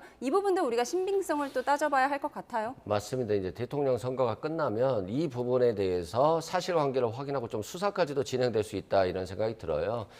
민주당의 유력 대선 후보에 대해서 그냥 이 유죄 판결을 전제로 해서 대법원에 올라오면 사건을 정리해버리겠다. 이건 기록도 보지 않고 판결하겠다는 거거든요. 정치 편향적인 굉장히 잘못된 판결이기 때문에 이 부분은 사실관계를 꼭 확인해야 된다라고 말씀드립니다. 예, 국민의힘 입장도 들어야 할 것 같습니다. 그 녹취에 등장하는 인물이 누구라는 것인지도 지금 정확하게 밝혀지지가 않고 있고, 그 녹취라고 하는 것도 전원에 불과한 것이고, 서영교 의원은 이것을 다른 의원이 제보받은 것을 본인도 들었다는 것 아닙니까? 그럼 도대체 몇 단계를 거쳐온 겁니까? 실체조차 불분명하고 그야말로 이런 것을 두고 우리가 카더라라고 하는 것입니다. 공당의 중진 의원이 이런 주장을 할 수 있다는 것이 사실은 경악할 만한 일이고, 아무리 선거 국면에 이런 주장 저런 주장 다 나온다고 하더라도 이렇게 청담동 술자리 시즌 2, 3 같은 일들이 반복되어서야 되겠는가라는 말씀을 드립니다. 예, 어제 법사위 상황까지 살펴봤습니다. 오늘 말씀 여기까지 듣겠습니다. 이승훈 민주당 전략기획위 부위원장, 송영훈 전 국민의힘 대변인과 함께했습니다. 고맙습니다.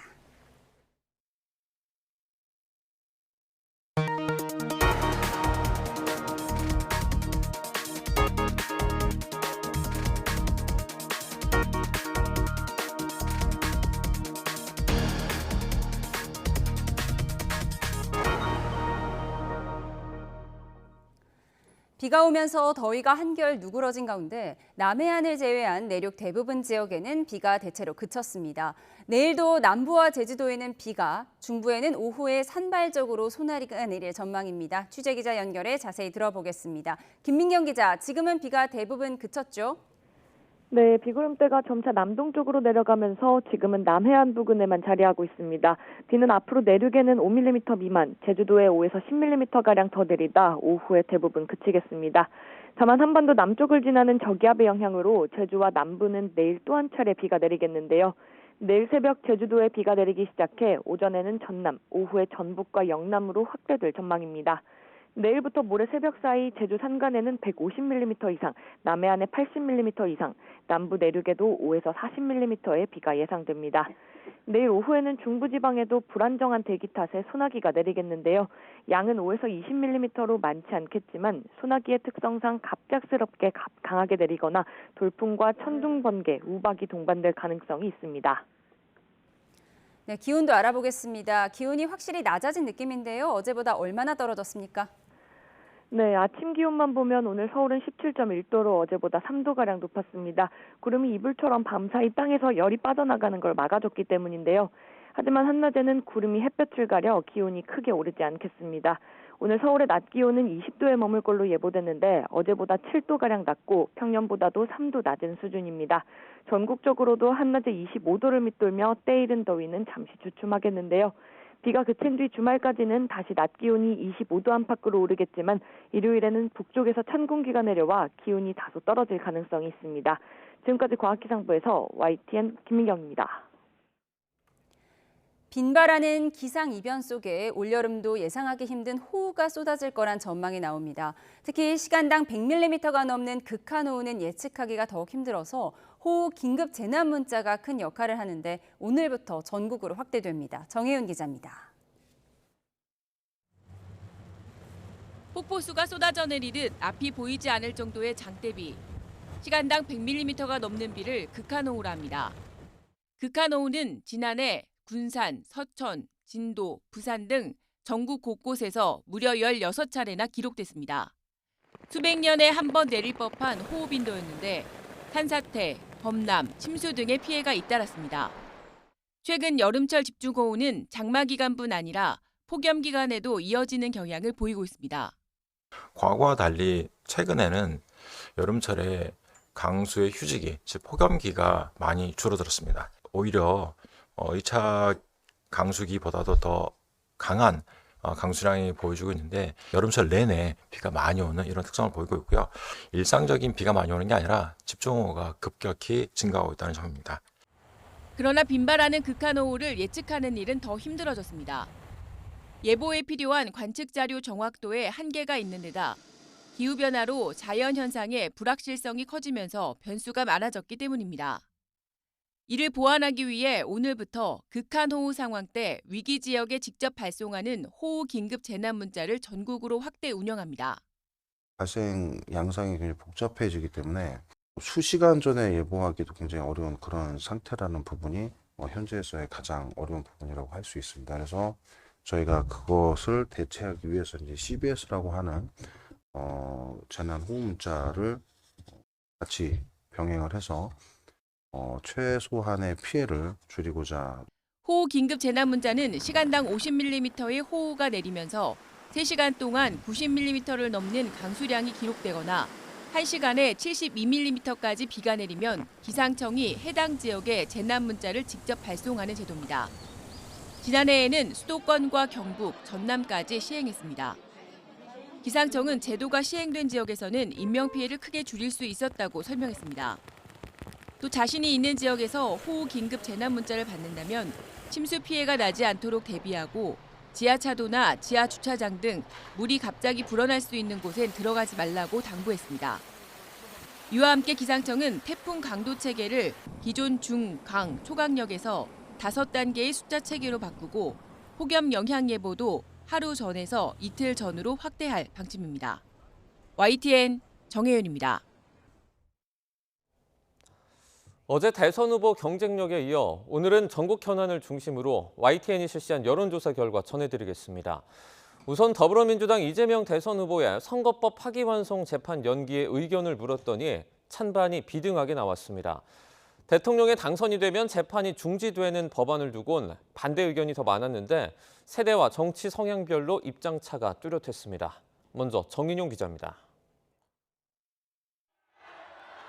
대법원이 유죄 취지로 서울 고등법원으로 내려보낸 민주당 이재명 후보의 공직선거법 위반 사건 파기환송심 재판 연기를 둘러싼 입장을 물어봤습니다. 대선 이후인 다음 달 18일로 재판을 미룬 게 적절하다고 본다는 의견이 47%, 부적절하다는 48%로 팽팽하게 맞섰습니다. 이념 성향별로 살펴봤더니 보수는 74%가 재판 연기는 적절하지 않다고 봤고 진보는 82%가 적절하다고 판단했습니다.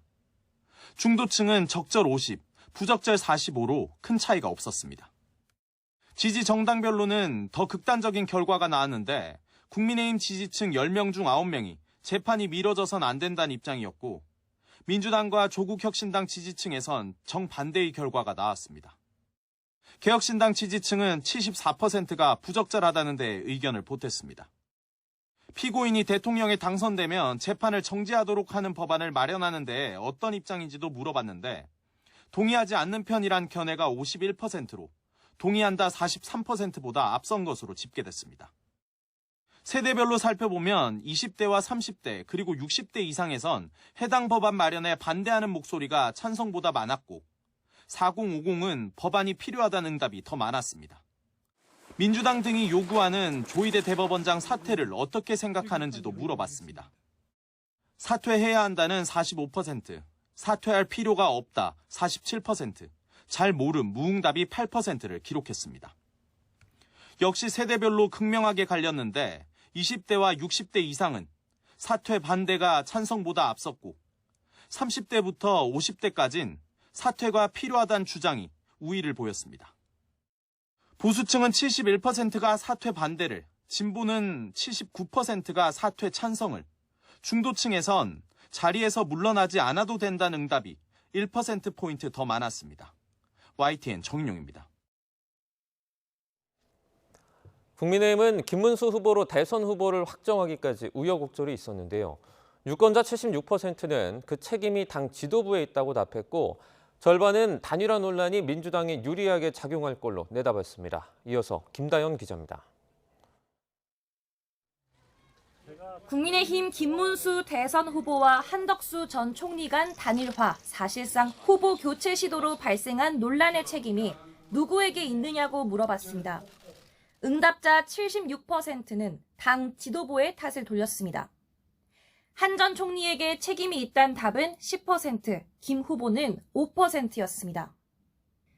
민주당 지지자로 한정해보니 김 후보의 책임이라고 답한 비율은 1%에 불과했습니다. 반면 국민의힘 지지자 사이에선 한 전 총리보다 김 후보의 책임론이 더 컸습니다. 김 후보에게 잘못이 있다고 보는 비율이 4%포인트 더 높았는데 김 후보가 경선 과정에서 공언한 단일화 약속을 지키지 않았다는 평가가 작용했다는 분석입니다. 국민의힘의 후보 교체 논란이 대선에 어떤 영향을 미칠지 들어봤습니다. 절반은 민주당에 유리하게 작용할 거로 전망했는데 영향이 없을 거라거나 잘 모르겠다는 답은 모두 합해 32%로 적지 않았습니다. 국민의힘 지지자도 37%나 민주당에 더 유리할 거로 내다봤는데 영향이 없을 거라거나 잘 모르겠다는 답은 합쳐서 40%나 됐습니다. 김문수 후보가 최종 대선 후보로 확정된 데엔 10명 가운데 6명이 긍정적으로 평가했습니다. 민주당 지지자는 절반이, 국민의힘 지지자는 77%나 바람직하다고 판단했습니다. 이번 조사는 YTN이 여론조사기관 엠브레인 퍼블릭에 의뢰해 지난 11일부터 이틀 동안 전국 유권자 1,003명을 대상으로 전화 면접 방식으로 진행됐습니다. 표본 오차는 95% 신뢰 수준의 플러스 마이너스 3.1%포인트고 전체 질문지를 포함한 자세한 사항은 중앙선거 여론조사심의위원회 홈페이지를 참조하면 됩니다. YTN 김다현입니다. 국민의힘 김문수 대선 후보는 12.3 비상계엄 사태에 재차 사과의 뜻을 밝혔습니다. 김 후보는 긴급 기자회견에서 어렵게 장사하는 분과 생활이 어려워진 분, 마음이 무거운 분이나 국론 분열 등 여러 가지를 생각해 진심으로 정중하게 사과의 말씀을 드린다며 이같이 말했습니다. 국민의힘 이정현 공동선대위원장은 윤석열 전 대통령의 자진 탈당을 당 차원에서 권고하자고 제안했습니다. 이 위원장은 선대위 회의에 참석해 국민의 90%가 잘못을 했다고 인식하고 있는 계엄령 선포도 당의 책임을 표명하고 국민께 사과하자며 이같이 말했습니다. 더불어민주당 천준호 전략본부장은 국민의힘 김문수 후보에게 윤석열 전 대통령의 탈당을 구걸하지 말고 즉각 제명하라고 촉구했습니다. 천 본부장은 선대위 총괄본부장 회의에서 윤 전 대통령 탈당 군불대기는 위장 탈당쇼에 불과하다며 이같이 말했습니다. 개혁신당 이준석 대선 후보가 윤석열 전 대통령이 탈당을 해도 표심에는 영향을 주지 않을 거라고 말했습니다. 이 후보는 라디오에 출연해 지난해 비상계엄 직후에 윤 전 대통령을 바로 제명했어야 하는데 지금은 시점이 너무 늦었고 마지못해 하는 느낌이라며 이같이 주장했습니다. 윤석열 전 대통령 내란 사건을 맡은 지기현 판사가 룸살롱에서 접대를 받았다는 의혹과 관련해 서울중앙지방법원이 진위 여부가 확인되지 않았다고 밝혔습니다. 서울중앙지법은 지 판사에 대한 의혹과 관련해서 의혹 제기 내용이 추상적일 뿐만 아니라 구체적인 자료가 제시된 바 없다며 이같이 전했습니다. 이에 따라서 법원이 의혹과 관련해 입장을 밝힐 만한 내용은 없다고도 덧붙였습니다. 푸틴 러시아 대통령이 우크라이나 휴전을 위한 튀르키예 평화회담에 결국 참석하지 않겠다고 밝혔습니다. 기대를 모았던 트럼프와 푸틴, 젤렌스키의 3자 회동이 불발되면서 휴전 협상 전망도 더 불투명해졌습니다. 워싱턴에서 권준기 특파원입니다. 푸틴 러시아 대통령은 결국 회담 당일이 다 돼서야 입장을 내놨습니다. 튀르키예 이스탄불에서 열리는 평화회담에 자신은 참석하지 않겠다고 밝혔습니다. 대신 대통령 보좌관과 외무부와 국방부 차관, 군 정보기관 국장 등 4명을 대표단에 보내기로 했습니다. 앞서 언론에서 예상했던 라브로프 외무장관보다 급이 낮아진 겁니다. 푸틴, 젤렌스키와 함께 역사적인 3자 회동을 기대했던 트럼프 대통령은 푸틴의 불참 소식이 전해지자 자신도 이스탄불에 가지 않겠다고 밝혔습니다. 앞서 트럼프는 중동 순방 중에도 회담 참석 가능성을 열어놓고 있었습니다.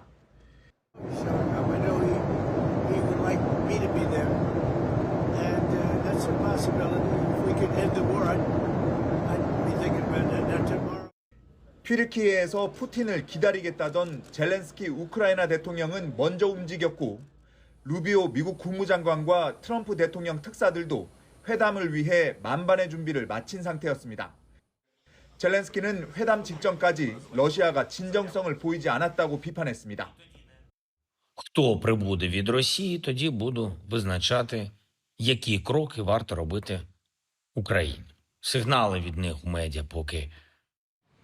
미국 언론들은 푸틴이 회담에 참석했다 합의에 실패할 경우 책임론에 직면하는 상황을 부담스러워했을 거란 관측을 내놓고 있습니다. 워싱턴에서 YTN 권준기입니다. 내일 에이펙 통상장관회의를 계기로 안덕근 산업통상자원부 장관과 제이미슨 그리어 미국 무역대표부 대표가 만나 한미 관세 협상 중간 점검에 나설 예정입니다. 트럼프 2기 행정부 관세 폭탄 등이 이어지며 국책연구기관인 KDI에서 우리나라 올해 경제 성장률 전망치를 0%대로 대폭 하향 수정했는데요. 관련 내용에 대해서 염승환 LS증권 이사와 함께 이야기 나눠보도록 하겠습니다. 어서 오세요. 어서 오세요. 네, 한미 관세 협상 내일 고위급 중간 점검에 나서게 되는데 어떤 의제가 논의될까요? 일단 이제 1차 당시 이제 2+2 협상에서 이제 논의가 됐던 게 이제 조선하고 LNG하고 이제 무역 균형 요 3가지였거든요. 그래서 1차 협상에서는 어쨌든 이제 이런 부분들이 좀 이제 논의가 일부 좀 되긴 했지만 여기서 이제 이번 이제 중간 점검을 통해 가지고 실제적으로 이제 구체적으로 다음 회의 때, 그러니까 3차 회의가 되겠죠. 그때 이제 논의를 좀 본격적으로 하자는 약간의 이제 그 징검다리 역할을 좀 하는 그런 좀 회의가 되지 않을까 싶고, 그렇지만 이제 아직까지 뭐 어떤 좀 의제가 좀 이 외에 또 추가로 될지는 뭐 알려진 바는 없기 때문에 일단은 이 조선이나 LNG 무역 균형 요 3가지가 가장 좀 중점적으로 좀 이번 이제 회담에서 좀 약간 논의가 되지 않을까 이렇게 생각을 하고 있습니다. 네. 한미가 지난 5일에 이탈리아에서 만나서 환율 관련된 정책을 논의한 것으로 전해지고 있습니다. 밤 사이에 환율이 좀 변동성이 큰 모습을 보였다고요? 네, 맞습니다. 이게 환율이 뭐 1,300원 또 밑으로 좀 떨어졌다가 다시 뭐 1,400원 올라왔다가 또 지금 1,300원대로 뭐 이렇게 빠지면서 정말 요동을 치는데, 이게 사실 좋은 모습은 아니죠. 환율이라는 게 좀 정상적으로 이렇게 좀 변동을 보여야 되는데 지금 너무 급변하는데, 그 이유는 이제 그 지난 이제 5일 이탈리아에서 그 한미가 만나서 환율 정책을 좀 협의했다는 이제 보도가 이제 뜬 것 때문인데, 사실 이제 트럼프 대통령이 계속 지금 뭐 우리나라뿐만 아니라 전 세계 이제 그러니까 미국 입장에서는 지금 무역 적자기 때문에 그걸 좀 만회하는 방법 중에 하나가 달러를 약하게 만들고 뭐 한국에 원하는 올리는 거죠. 그러니까 그런 이제 정책들을 좀 원하는 것 같은데 실제로 이걸 요구했는지는 좀 알려지지는 않았습니다. 근데 어쨌든 이런 부분들에 대한 아마 미국 측에 좀 요구가 있지 않았을까.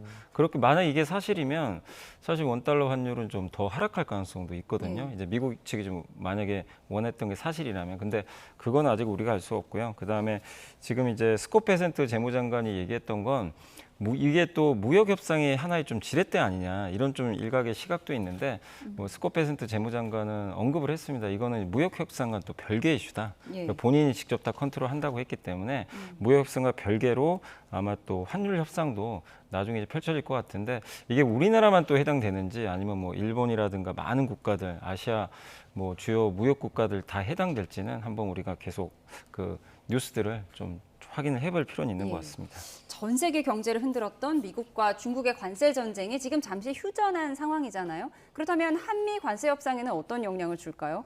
일단은 그래도 이제 미중 간의 갈등이 좀 계속 심할수록 사실 전 세계 뭐 이 무역 협상에는 좀 부정적으로 작용할 수밖에 없거든요. 가장 큰 줄기가 중국이기 때문에 중국과 일단 이제 90일 동안 휴전하기로 했기 때문에 이 부분은 다른 나라 이제 협상에 좀 약간 여유를 갖게 만들거든요. 그래서 일단 미국은 90일의 시간을 벌었고 근데 이제 결국 앞으로 이제 우리나라 같은 경우는 7월 8일까지 협상을 끝내야 되거든요. 그때까지가 이제 관세 유예 기간이기 때문에 그러면 결국 이제 미국 입장도 그렇고 우리도 결국 이제 미국과 이제 협상 또 미국은 한국과 협상에서 조금 더 이제 진지하게 임할 가능성이 좀 높아진 거죠. 그래서 이 부분은 일단 협상 과정에선 좀 긍정적으로 작용할 것 같고요. 다만 이제 중국과의 협상 또 한국과의 협상, 일본과의 협상은 또 의제들이 다 다를 수밖에 없기 때문에 이 부분이 직접적으로 영향을 준다기보다는 좀 간접적으로 긍정적인 영향을 줄 수 있다 이렇게 판단을 하고 있습니다. 한미 간의 그 2+2 통상협의 이후에 실무 협상이 계속해서 진행되고 있지만 좀처럼 좀 속도를 내지 못하고 있는 상황인데요. 우리나라의 대응은 좀 어떻게 하는 게 좋을까요? 근데 이제 우리 한국은 지금 아직 대선 전이잖아요. 그러니까 사실 대선이 끝나야 또 대통령이 이제 선출이 돼서 또 조금 더 적극적인 좀 협상에 나설 수 있기 때문에 제 생각에 물론 이제 7월 8일이니까 시간이 많지는 않지만 그렇다고 또 너무 급하게 할 필요는 없거든요. 그리고 그 일본과의 협상도 좀 남아 있기 때문에 가장 먼저 끝낸 게 지금 영국이잖아요. 영국과 협상에서는 이제 10% 보편 관세가 결정이 됐는데 결국 그 영국은 가장 이제 어떻게 보면 그 미국의 우방 국가라 흔히 이제 증권가에서는 좀 가장 순한 맛이다. 그러니까 가장 협상이 좀 잘 될 수밖에 없었고 빨리 끝났고 근데 결국에 이제 남은 국가들이 얼마나 이제 빠른 속도로 할지는 결국 이제 의제들이 좀 다르기 때문에 좀 지켜봐야 된다는 입장이고 우리 입장에서는 결국 일본이 좀 먼저 이 협상 결과를 좀 내주는 게 가장 좋거든요. 그걸 보고 우리가 좀 뭔가 또 뒤따라서 약간 이제 따라서 할 수가 있기 때문에 그래서 저는 아직은 좀 시간이 남아 있기 때문에 대선도 있기 때문에 너무 급하게 우리가 이렇게 뭐 이 부분에 대해서 그 성과를 낼 필요는 저는 아직은 없다라고 좀 생각을 하고 있습니다. 어려운 협상에서 어디서든 희망의 시그널을 찾고 싶은 게 이제 우리의 마음인데 정용진 신세계그룹 회장이 중동 순방 중인 트럼프 대통령을 만났다고 하더라고요. 아시아 기업인 가운데 유일하게 그 만찬에 초대받았다고 하는데 어떤 가교 역할을 할 수 있을까요? 충분히 저는 할 수 있다고 생각하는 게 이제 저번에도 트럼프 장남이 또 한국에 와서 수많은 이제 우리나라 이제 재벌그룹 총수들을 또 만나고 갔는데 그 역할을 했던 사람이 또 정용진 회장이기 때문에 당연히 충분히 좀 역할을 할 것 같고 또 트럼프 장남도 지금 어쨌든 적극적으로 트럼프 대통령한테 이제 의사를 좀 표현하는 걸로 좀 알려져 있기 때문에 우리의 입장을 좀 잘 대변해 줄 수 있을 것 같아요. 그러니까 공식적인 뭐 루트는 아닐 수도 있지만 비공식적으로 뭐 이번에도 어쨌든 또 트럼프 순방길에 같이 동행했다는 건 우리나라 정부 입장에서는 또 뭔가 전달할 의사를 정용진 이 회장을 통해서 충분히 전달할 수 있거든요. 그래서 그런 역할 측면에선 상당히 좀 의미 있는 같은 좀 순방이 아닌가 저는 그렇게 생각을 하고 있습니다. 미중 협상 얘기를 조금 더 해보겠습니다. 그 미중 협상 때 마주 앉았던 리청강 중국 상무부 부부장과 그리고 제이미슨 그리어 미국 무역대표부 대표의 어떤 추가적인 회담도 좀 기대를 하고 계십니까? 일단 이제 추가 회담은 뭐 당연히 할 수밖에 없고요. 일단 지금 우리가 이제 생각해야 될 거는 미국과 중국이 전쟁이 끝난 건 아니거든요. 그러니까 어쨌든 무역 관세를 인하한 건데 사실 중국에 대한 관세가 이번에 30% 낮아졌지만 트럼프 일기 때 그때 관세가 19%예요. 그거 더하면 49%예요. 여전히 높습니다, 사실은. 그렇기 때문에 이걸 더 낮출 필요가 있는데 그러려면 더 많은 협상이 필요하기 때문에 할 텐데 아까도 말씀드렸지만 중국의 시간과 다른 나라의 시간이 좀 다른 게 우리나라 같은 경우 이제 7월 8일까지 결정을 해야 되는데 대부분 국가는 7월 8일이 다 이제 마지노선이거든요. 근데 중국은 8월까지예요. 그러니까 이제 중국은 조금 여기서는 후순위로 좀 밀려날 가능성이 있는 거죠. 그래서 다른 나라 뭐 일본이나 한국과의 협상을 먼저 좀 끝내놓고 그 다음에 아마 좀 본격적으로 그 남은 기간 동안 중국과 좀 속도를 내지 않을까. 그래서 아마 후속 회담은 있겠지만 지금 당장보다는 조금 시간은 좀 늦어지지 않을까 이렇게 생각을 하고 있습니다. 대내외적으로 복잡하고 좀 어려운 상황인데 한국개발연구원이 우리 한국 경제가 0%대 성장에 머물 것이다 이런 전망이 나와서 좀 걱정이 되는 상황입니다. 과거에 이런 적이 있었나요? 과거에도 있긴 있었죠. 이게 0%대 성장률은 아주 드문 경우인데 과거에도 한 4번 정도 있긴 있었거든요. 근데 지금 우리나라 같은 경우 지금 또다시 0%대 이제 성장률까지 이제 추락할 정도로 상당히 좀 어려운 상황인 게 결국 지금 내수가 안 좋은 건 많이들 알고 계실 거예요. 근데 그나마 버팀목이 수출이거든요. 근데 이제 무역 전쟁이 펼쳐지다 보니까 우리나라 수출도 지금 4월 달에 좀 줄어드는 결과가 좀 나왔고 이제 근데 또 더 문제가 좀 반도체는 그래도 좀 버텨져요. 한국에서 그나마 반도체 수출이 잘 돼서 이 정도지 반도체 외에는 지금 굉장히 수출이 좀 고전을 면치 못하고 있거든요. 그래서 아마 그런 요인들 때문에 이제 성장률 전망치를 좀 낮춘 걸로 좀 알고 있고 또 한국의 지금 뭐 KDI뿐만 아니라 미국의 골드만삭스나 뱅크 오브 아메리카 같은 데는 이미 지난달에 벌써 그 0.한 우리나라 성장률이 8%까지 떨어질 걸로 0%대 성장률을 이미 예고를 해놨고 그 이창용 총재도 더 떨어질 것 같다 이렇게 언급을 하셨죠. 그렇기 때문에 한국의 저성장은 좀 불가피한 상황인데 이걸 결국 이제 극복을 하기 위해선 여러 이제 부분에서 뭐 무역 협상도 잘 돼야 되겠고 내수 부양도 좀 반드시 필요한데 그게 당장에 뭐 그 지금 뭐 부양을 지금 당장 하거나 또 무역 협상이 당장 끝날 문제는 아니기 때문에 좀 시간이 걸릴 수밖에 없다는 거 그런 부분들은 좀 염두에 두시면 좋겠고 그리고 경제 전망에서 이제 가장 좀 우리나라가 지금 안 좋은 것 중에 하나가 또 건설 지출 같아요. 건설이 차지하는 그 고용 유발 효과라든가 GDP에 차지하는 비중이 좀 꽤 높은 편인데 이게 건설 지출이 계속 감소하고 있거든요. 근데 여기 또 고용도 안 되고 있잖아요, 제대로. 그래서 이런 것들이 좀 빨리 좀 오히려 선순환 구조로 좀 바뀌어야 되는데 역시나 좀 시간이 필요하다는 게 좀 아쉬운 부분인 것 같습니다. 그 경제 성장률 0%대라는 게 이제 뭐 저성장이라고 볼 수도 있겠지만 물가 같은 거 고려했을 때 거의 뭐 약간 역성장이다 이렇게 볼 수도 있을 것 같거든요. 좀 많이 심각한 상황은 아닙니까? 그러니까 적어도 사실 물가 상승률 이상은 성장을 해줘야 되거든요. 그러니까 보통 이제 우리가 물가 상승률이 한 2% 정도 되니까 이 정도 성장은 사실 나와야 되니까 2% 이상의 성장은 반드시 필요해요. 근데 그 정도 성장을 못 한다는 거는 우리가 지금 뭔가 문제가 있다는 거죠. 근데 이런 0%대 성장률이 고착화되면 뭐 잘 아시겠지만 일본의 사례가 있잖아요. 일본이 계속 0%대 성장을 하고 심지어 역성장을 하면서 물가가 계속 침체되고 결국 임금도 계속 내려가고 그러니까 나라 전체가 일본이라는 나라가 아예 그냥 성장을 못하는 그런 상황으로 간 것처럼 우리도 그러지 말란 법은 없거든요. 그래서 이 0%대 성장을 반드시 한 2%까지 좀 올릴 수 있는 그런 정책들도 필요한데 다만 아까 KDI의 이제 전망처럼 그 상반기는 0.3% 정도 이제 성장인데 하반기는 그래도 1% 이상 성장을 좀 예상을 하더라고요. 그래서 하반기가 조금 나아질 수 있기 때문에 그 시간이 갈수록 조금 좀 개선되지 않을까라고 생각은 하고 있습니다. 말씀하신 것처럼 개선이 돼야 할 텐데 지금 낮은 성장률과의 연결되는 부분이겠지만 제조업 취업자 수가 6년 2개월 만에 최대폭으로 감소했다고 합니다. 이게 코로나 팬데믹 수준으로 악화한 거라고 하던데요. 어떤 요인이라고 볼 수 있을까요? 그러니까 이게 취업자 수 감소한 것 중에 제일 큰 게 제조업이에요. 그러니까 우리나라에선 제일 중요한 산업 중에 하나가 제조업인데 결국 12만 4천 명 정도 줄었는데 전달에도 11만 한 2천 명 줄었거든요. 그러니까 이제 계속 이제 감소폭이 오히려 커지고 있고 2019년 2월 15만 1,000명 이제 감소한 이후로 가장 크게 지금 감소를 했다고 합니다. 결국 이 모든 거는 지금 수출에 대한 좀 약간 이제 문제가 생긴 건데 이 미중 무역 전쟁도 있고 우리나라에 대한 관세부가 이런 불확실성들이 좀 계속 이어지다 보니까 제조업 일자리가 좀 늘기 어려운 상황이고 근데 반도체는 사실 좀 괜찮다고 말씀드렸지만 반도체는 고용 유발 효과가 좀 그렇게 큰 산업은 아니에요. 사실 자동차 같은 산업들이 좀 또 잘 돼야 고용에는 더 긍정적인데 뭐 우리나라에 대한 자동차에 대한 관세는 지금 25% 부과가 된 상황이거든요. 그래서 결국에 이런 것들을 좀 타개하기 위한 가장 좋은 건 미중 무역 협상이 그러니까 우리나라와 그 그러니까 미국과의 협상이 좀 잘 돼서 관세율을 좀 최대한 좀 낮추는 그런 부분들이 나온다면 하반기엔 좀 고용이 좀 그래도 좀 살아나지 않을까 이렇게 전망을 하고 있습니다. 네.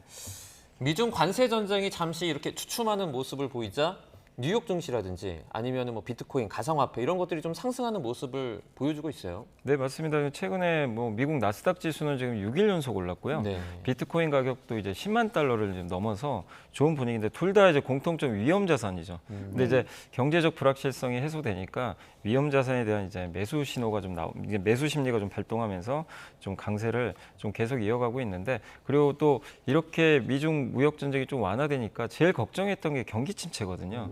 미국의 경기 침체면 어떡하지 이 우려가 컸는데 그게 일단은 좀 해소가 된 거죠. 그러다 보니까 경기에 대한 또 자신감이 조금 붙으면서 미국 증시나 비트코인이 좀 좋은 흐름을 최근에 보이고 있습니다. 예, 미국 증시에 투자한 분들도 많이 있는데 미국 증시 언제까지 상승할 걸로 예상하세요? 네, 다만 이제 주가라는 건 항상 먼저 선반영을 하기 때문에 이 좋은 것들은 또 미리 다 선반영을 했거든요. 예. 근데 이제 남은 건 뭐죠? 결과물을 내야 돼요. 미국과 중국이 아니면 미국과 일본, 미국과 한국이 뭔가 좋은 결과물을 내야 되는데 그게 잘 된다면은 뭐 좋겠지만 만약에 또 잘 안 되고 이게 협상이 또 지지부진하거나 또 90일 안에 어떤 결과물도 못 내놓으면 다시 한번 이제 하반기 들어서는 또 경기 침체 이슈가 또 불거질 수밖에 없고 그러면 또 주가 지수는 또 크게 흔들릴 수 있기 때문에 지금은 저는 이제 개인적으로 봤을 때는 이미 좋은 것들은 어느 정도 선반영했고 결과물을 기다릴 시간이기 때문에 시장이 좀 정체될 가능성이 좀 상당히 높아졌다. 그렇기 때문에 저는 더 오르는 것보다는 여기서는 좀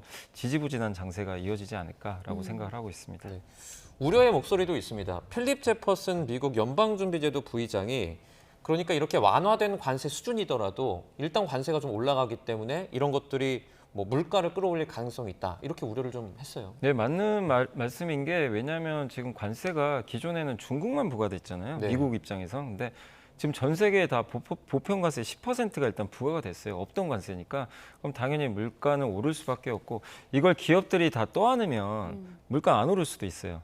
기업이 이제 떠안. 근데 문제는 그렇게 되면 기업들이 손실이 커지게 됩니다. 그러니까 누구 한쪽은 이거를 감당을 해야 되는데 소비자한테 넘길 거냐, 기업이 감당할 거냐 이런 부분인데 대부분의 기업들은 그때 설문조사를 이제 지난달에 한 걸 보니까 네. 가격 정가 하겠다고 얘기를 했어요. 그러면 당연히 소비자 물가 오르겠죠. 그러니까 네. 이제 이번에 그 연준 위원들도 계속 얘기를 반복적으로 똑같이 하는 게 결국 물가 이 관세 때문에 물가 오를 수밖에 없는 것 같다. 그렇기 때문에 아직은 안심할 수 없고 네. 계속 우리가 데이터를 좀 물가 데이터나 이 경제 데이터를 면밀히 들여다보고 좀 판단을 해야 된다. 그래서 이번에 어쨌든 미중 관세 협상이 잘 된 건 있지만 아직은 방심해서 안 된다라는 그런 메시지로 생각하시면 좋을 것 같습니다. 근데 트럼프 대통령은 계속해서 금리 인하를 압박하고 있잖아요. 지금 연준 내에서도 의견이 엇갈린다고 하는데요. 어떻게 전망하세요? 그러니까 연준 내에서도 지금 약간 소수 의견은 아니 뭐 물가 안 오를 거다. 이제 관세 때문에 물가 오르는 거 일시적이라는 의견도 있어요. 근데 물론 이건 좀 소수 의견이고 근데 트럼프 대통령은 지금 압박을 하는 게 어쨌든 최근에 물가 데이터 낮게 나오고 있거든요. 그래서 이거 봐라. 내가 지금 어떤 정책을 해서 물가 낮아지지 않았냐. 특히 유가 떨어진 걸 되게 본인 스스로 자화자찬 좀 하고 있어요. 그러니까 당연히 낮춰라 이렇게 압박을 하는데 연준 의장의 생각은 전혀 다릅니다. 연준 의장은 아직은 좀 반영이 안 됐기 때문에 물가라든가 하반기까지는 봐야 된다. 그래서 아직까지는 연준 내에서는 금리 인하에 대해서는 좀 신중한 그런 입장으로 보시는 게 좋을 것 같습니다. 네. 알겠습니다. 경제 전반적인 내용들 살펴봤습니다. 염승환 LS증권 이사와 함께 이야기 나눴습니다. 고맙습니다. 고맙습니다.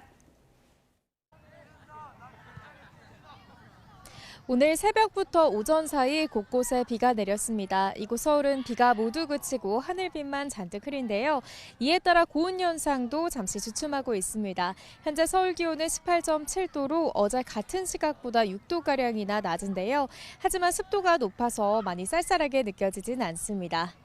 자세한 레이더 화면부터 살펴보겠습니다. 현재 남해안 지역에는 띠 형태의 비구름이 분포하고 있고요. 내륙 일부 지역에도 산발적인 비구름이 자리하고 있습니다. 이들 지역은 앞으로 5mm 미만의 약한 비나 빗방울 정도만 더 이어지겠고 오후 사이 대부분 그치겠습니다. 오늘은 때이른 여름 더위가 반짝 꺾이겠습니다. 서울 한낮 기온 20도, 광주 22도, 대구는 24도로 어제보다 3에서 8도가량 낮겠습니다. 하지만 내일은 충청 이남을 중심으로 또 한 차례 비 예보가 들어 있습니다. 특히 제주 산간에 최고 150mm 이상, 남해안에도 80mm가 넘는 많은 비가 내리겠고요. 서울 등 중서부에도 오후 한때 요란한 소나기가 지날 전망입니다. 내일 제주 산간에는 시간당 20에서 30mm의 호우가 쏟아질 수 있겠고 소나기가 내리는 중서부 지방은 벼락과 돌풍, 우박이 동반되겠습니다. 시설물 피해 없도록 유의해 주시기 바랍니다. 지금까지 YTN 윤수빈입니다. 뉴스나우 오늘 순서 여기서 마치겠습니다. 내일도 생생한 뉴스로 찾아뵙겠습니다. 여러분 고맙습니다.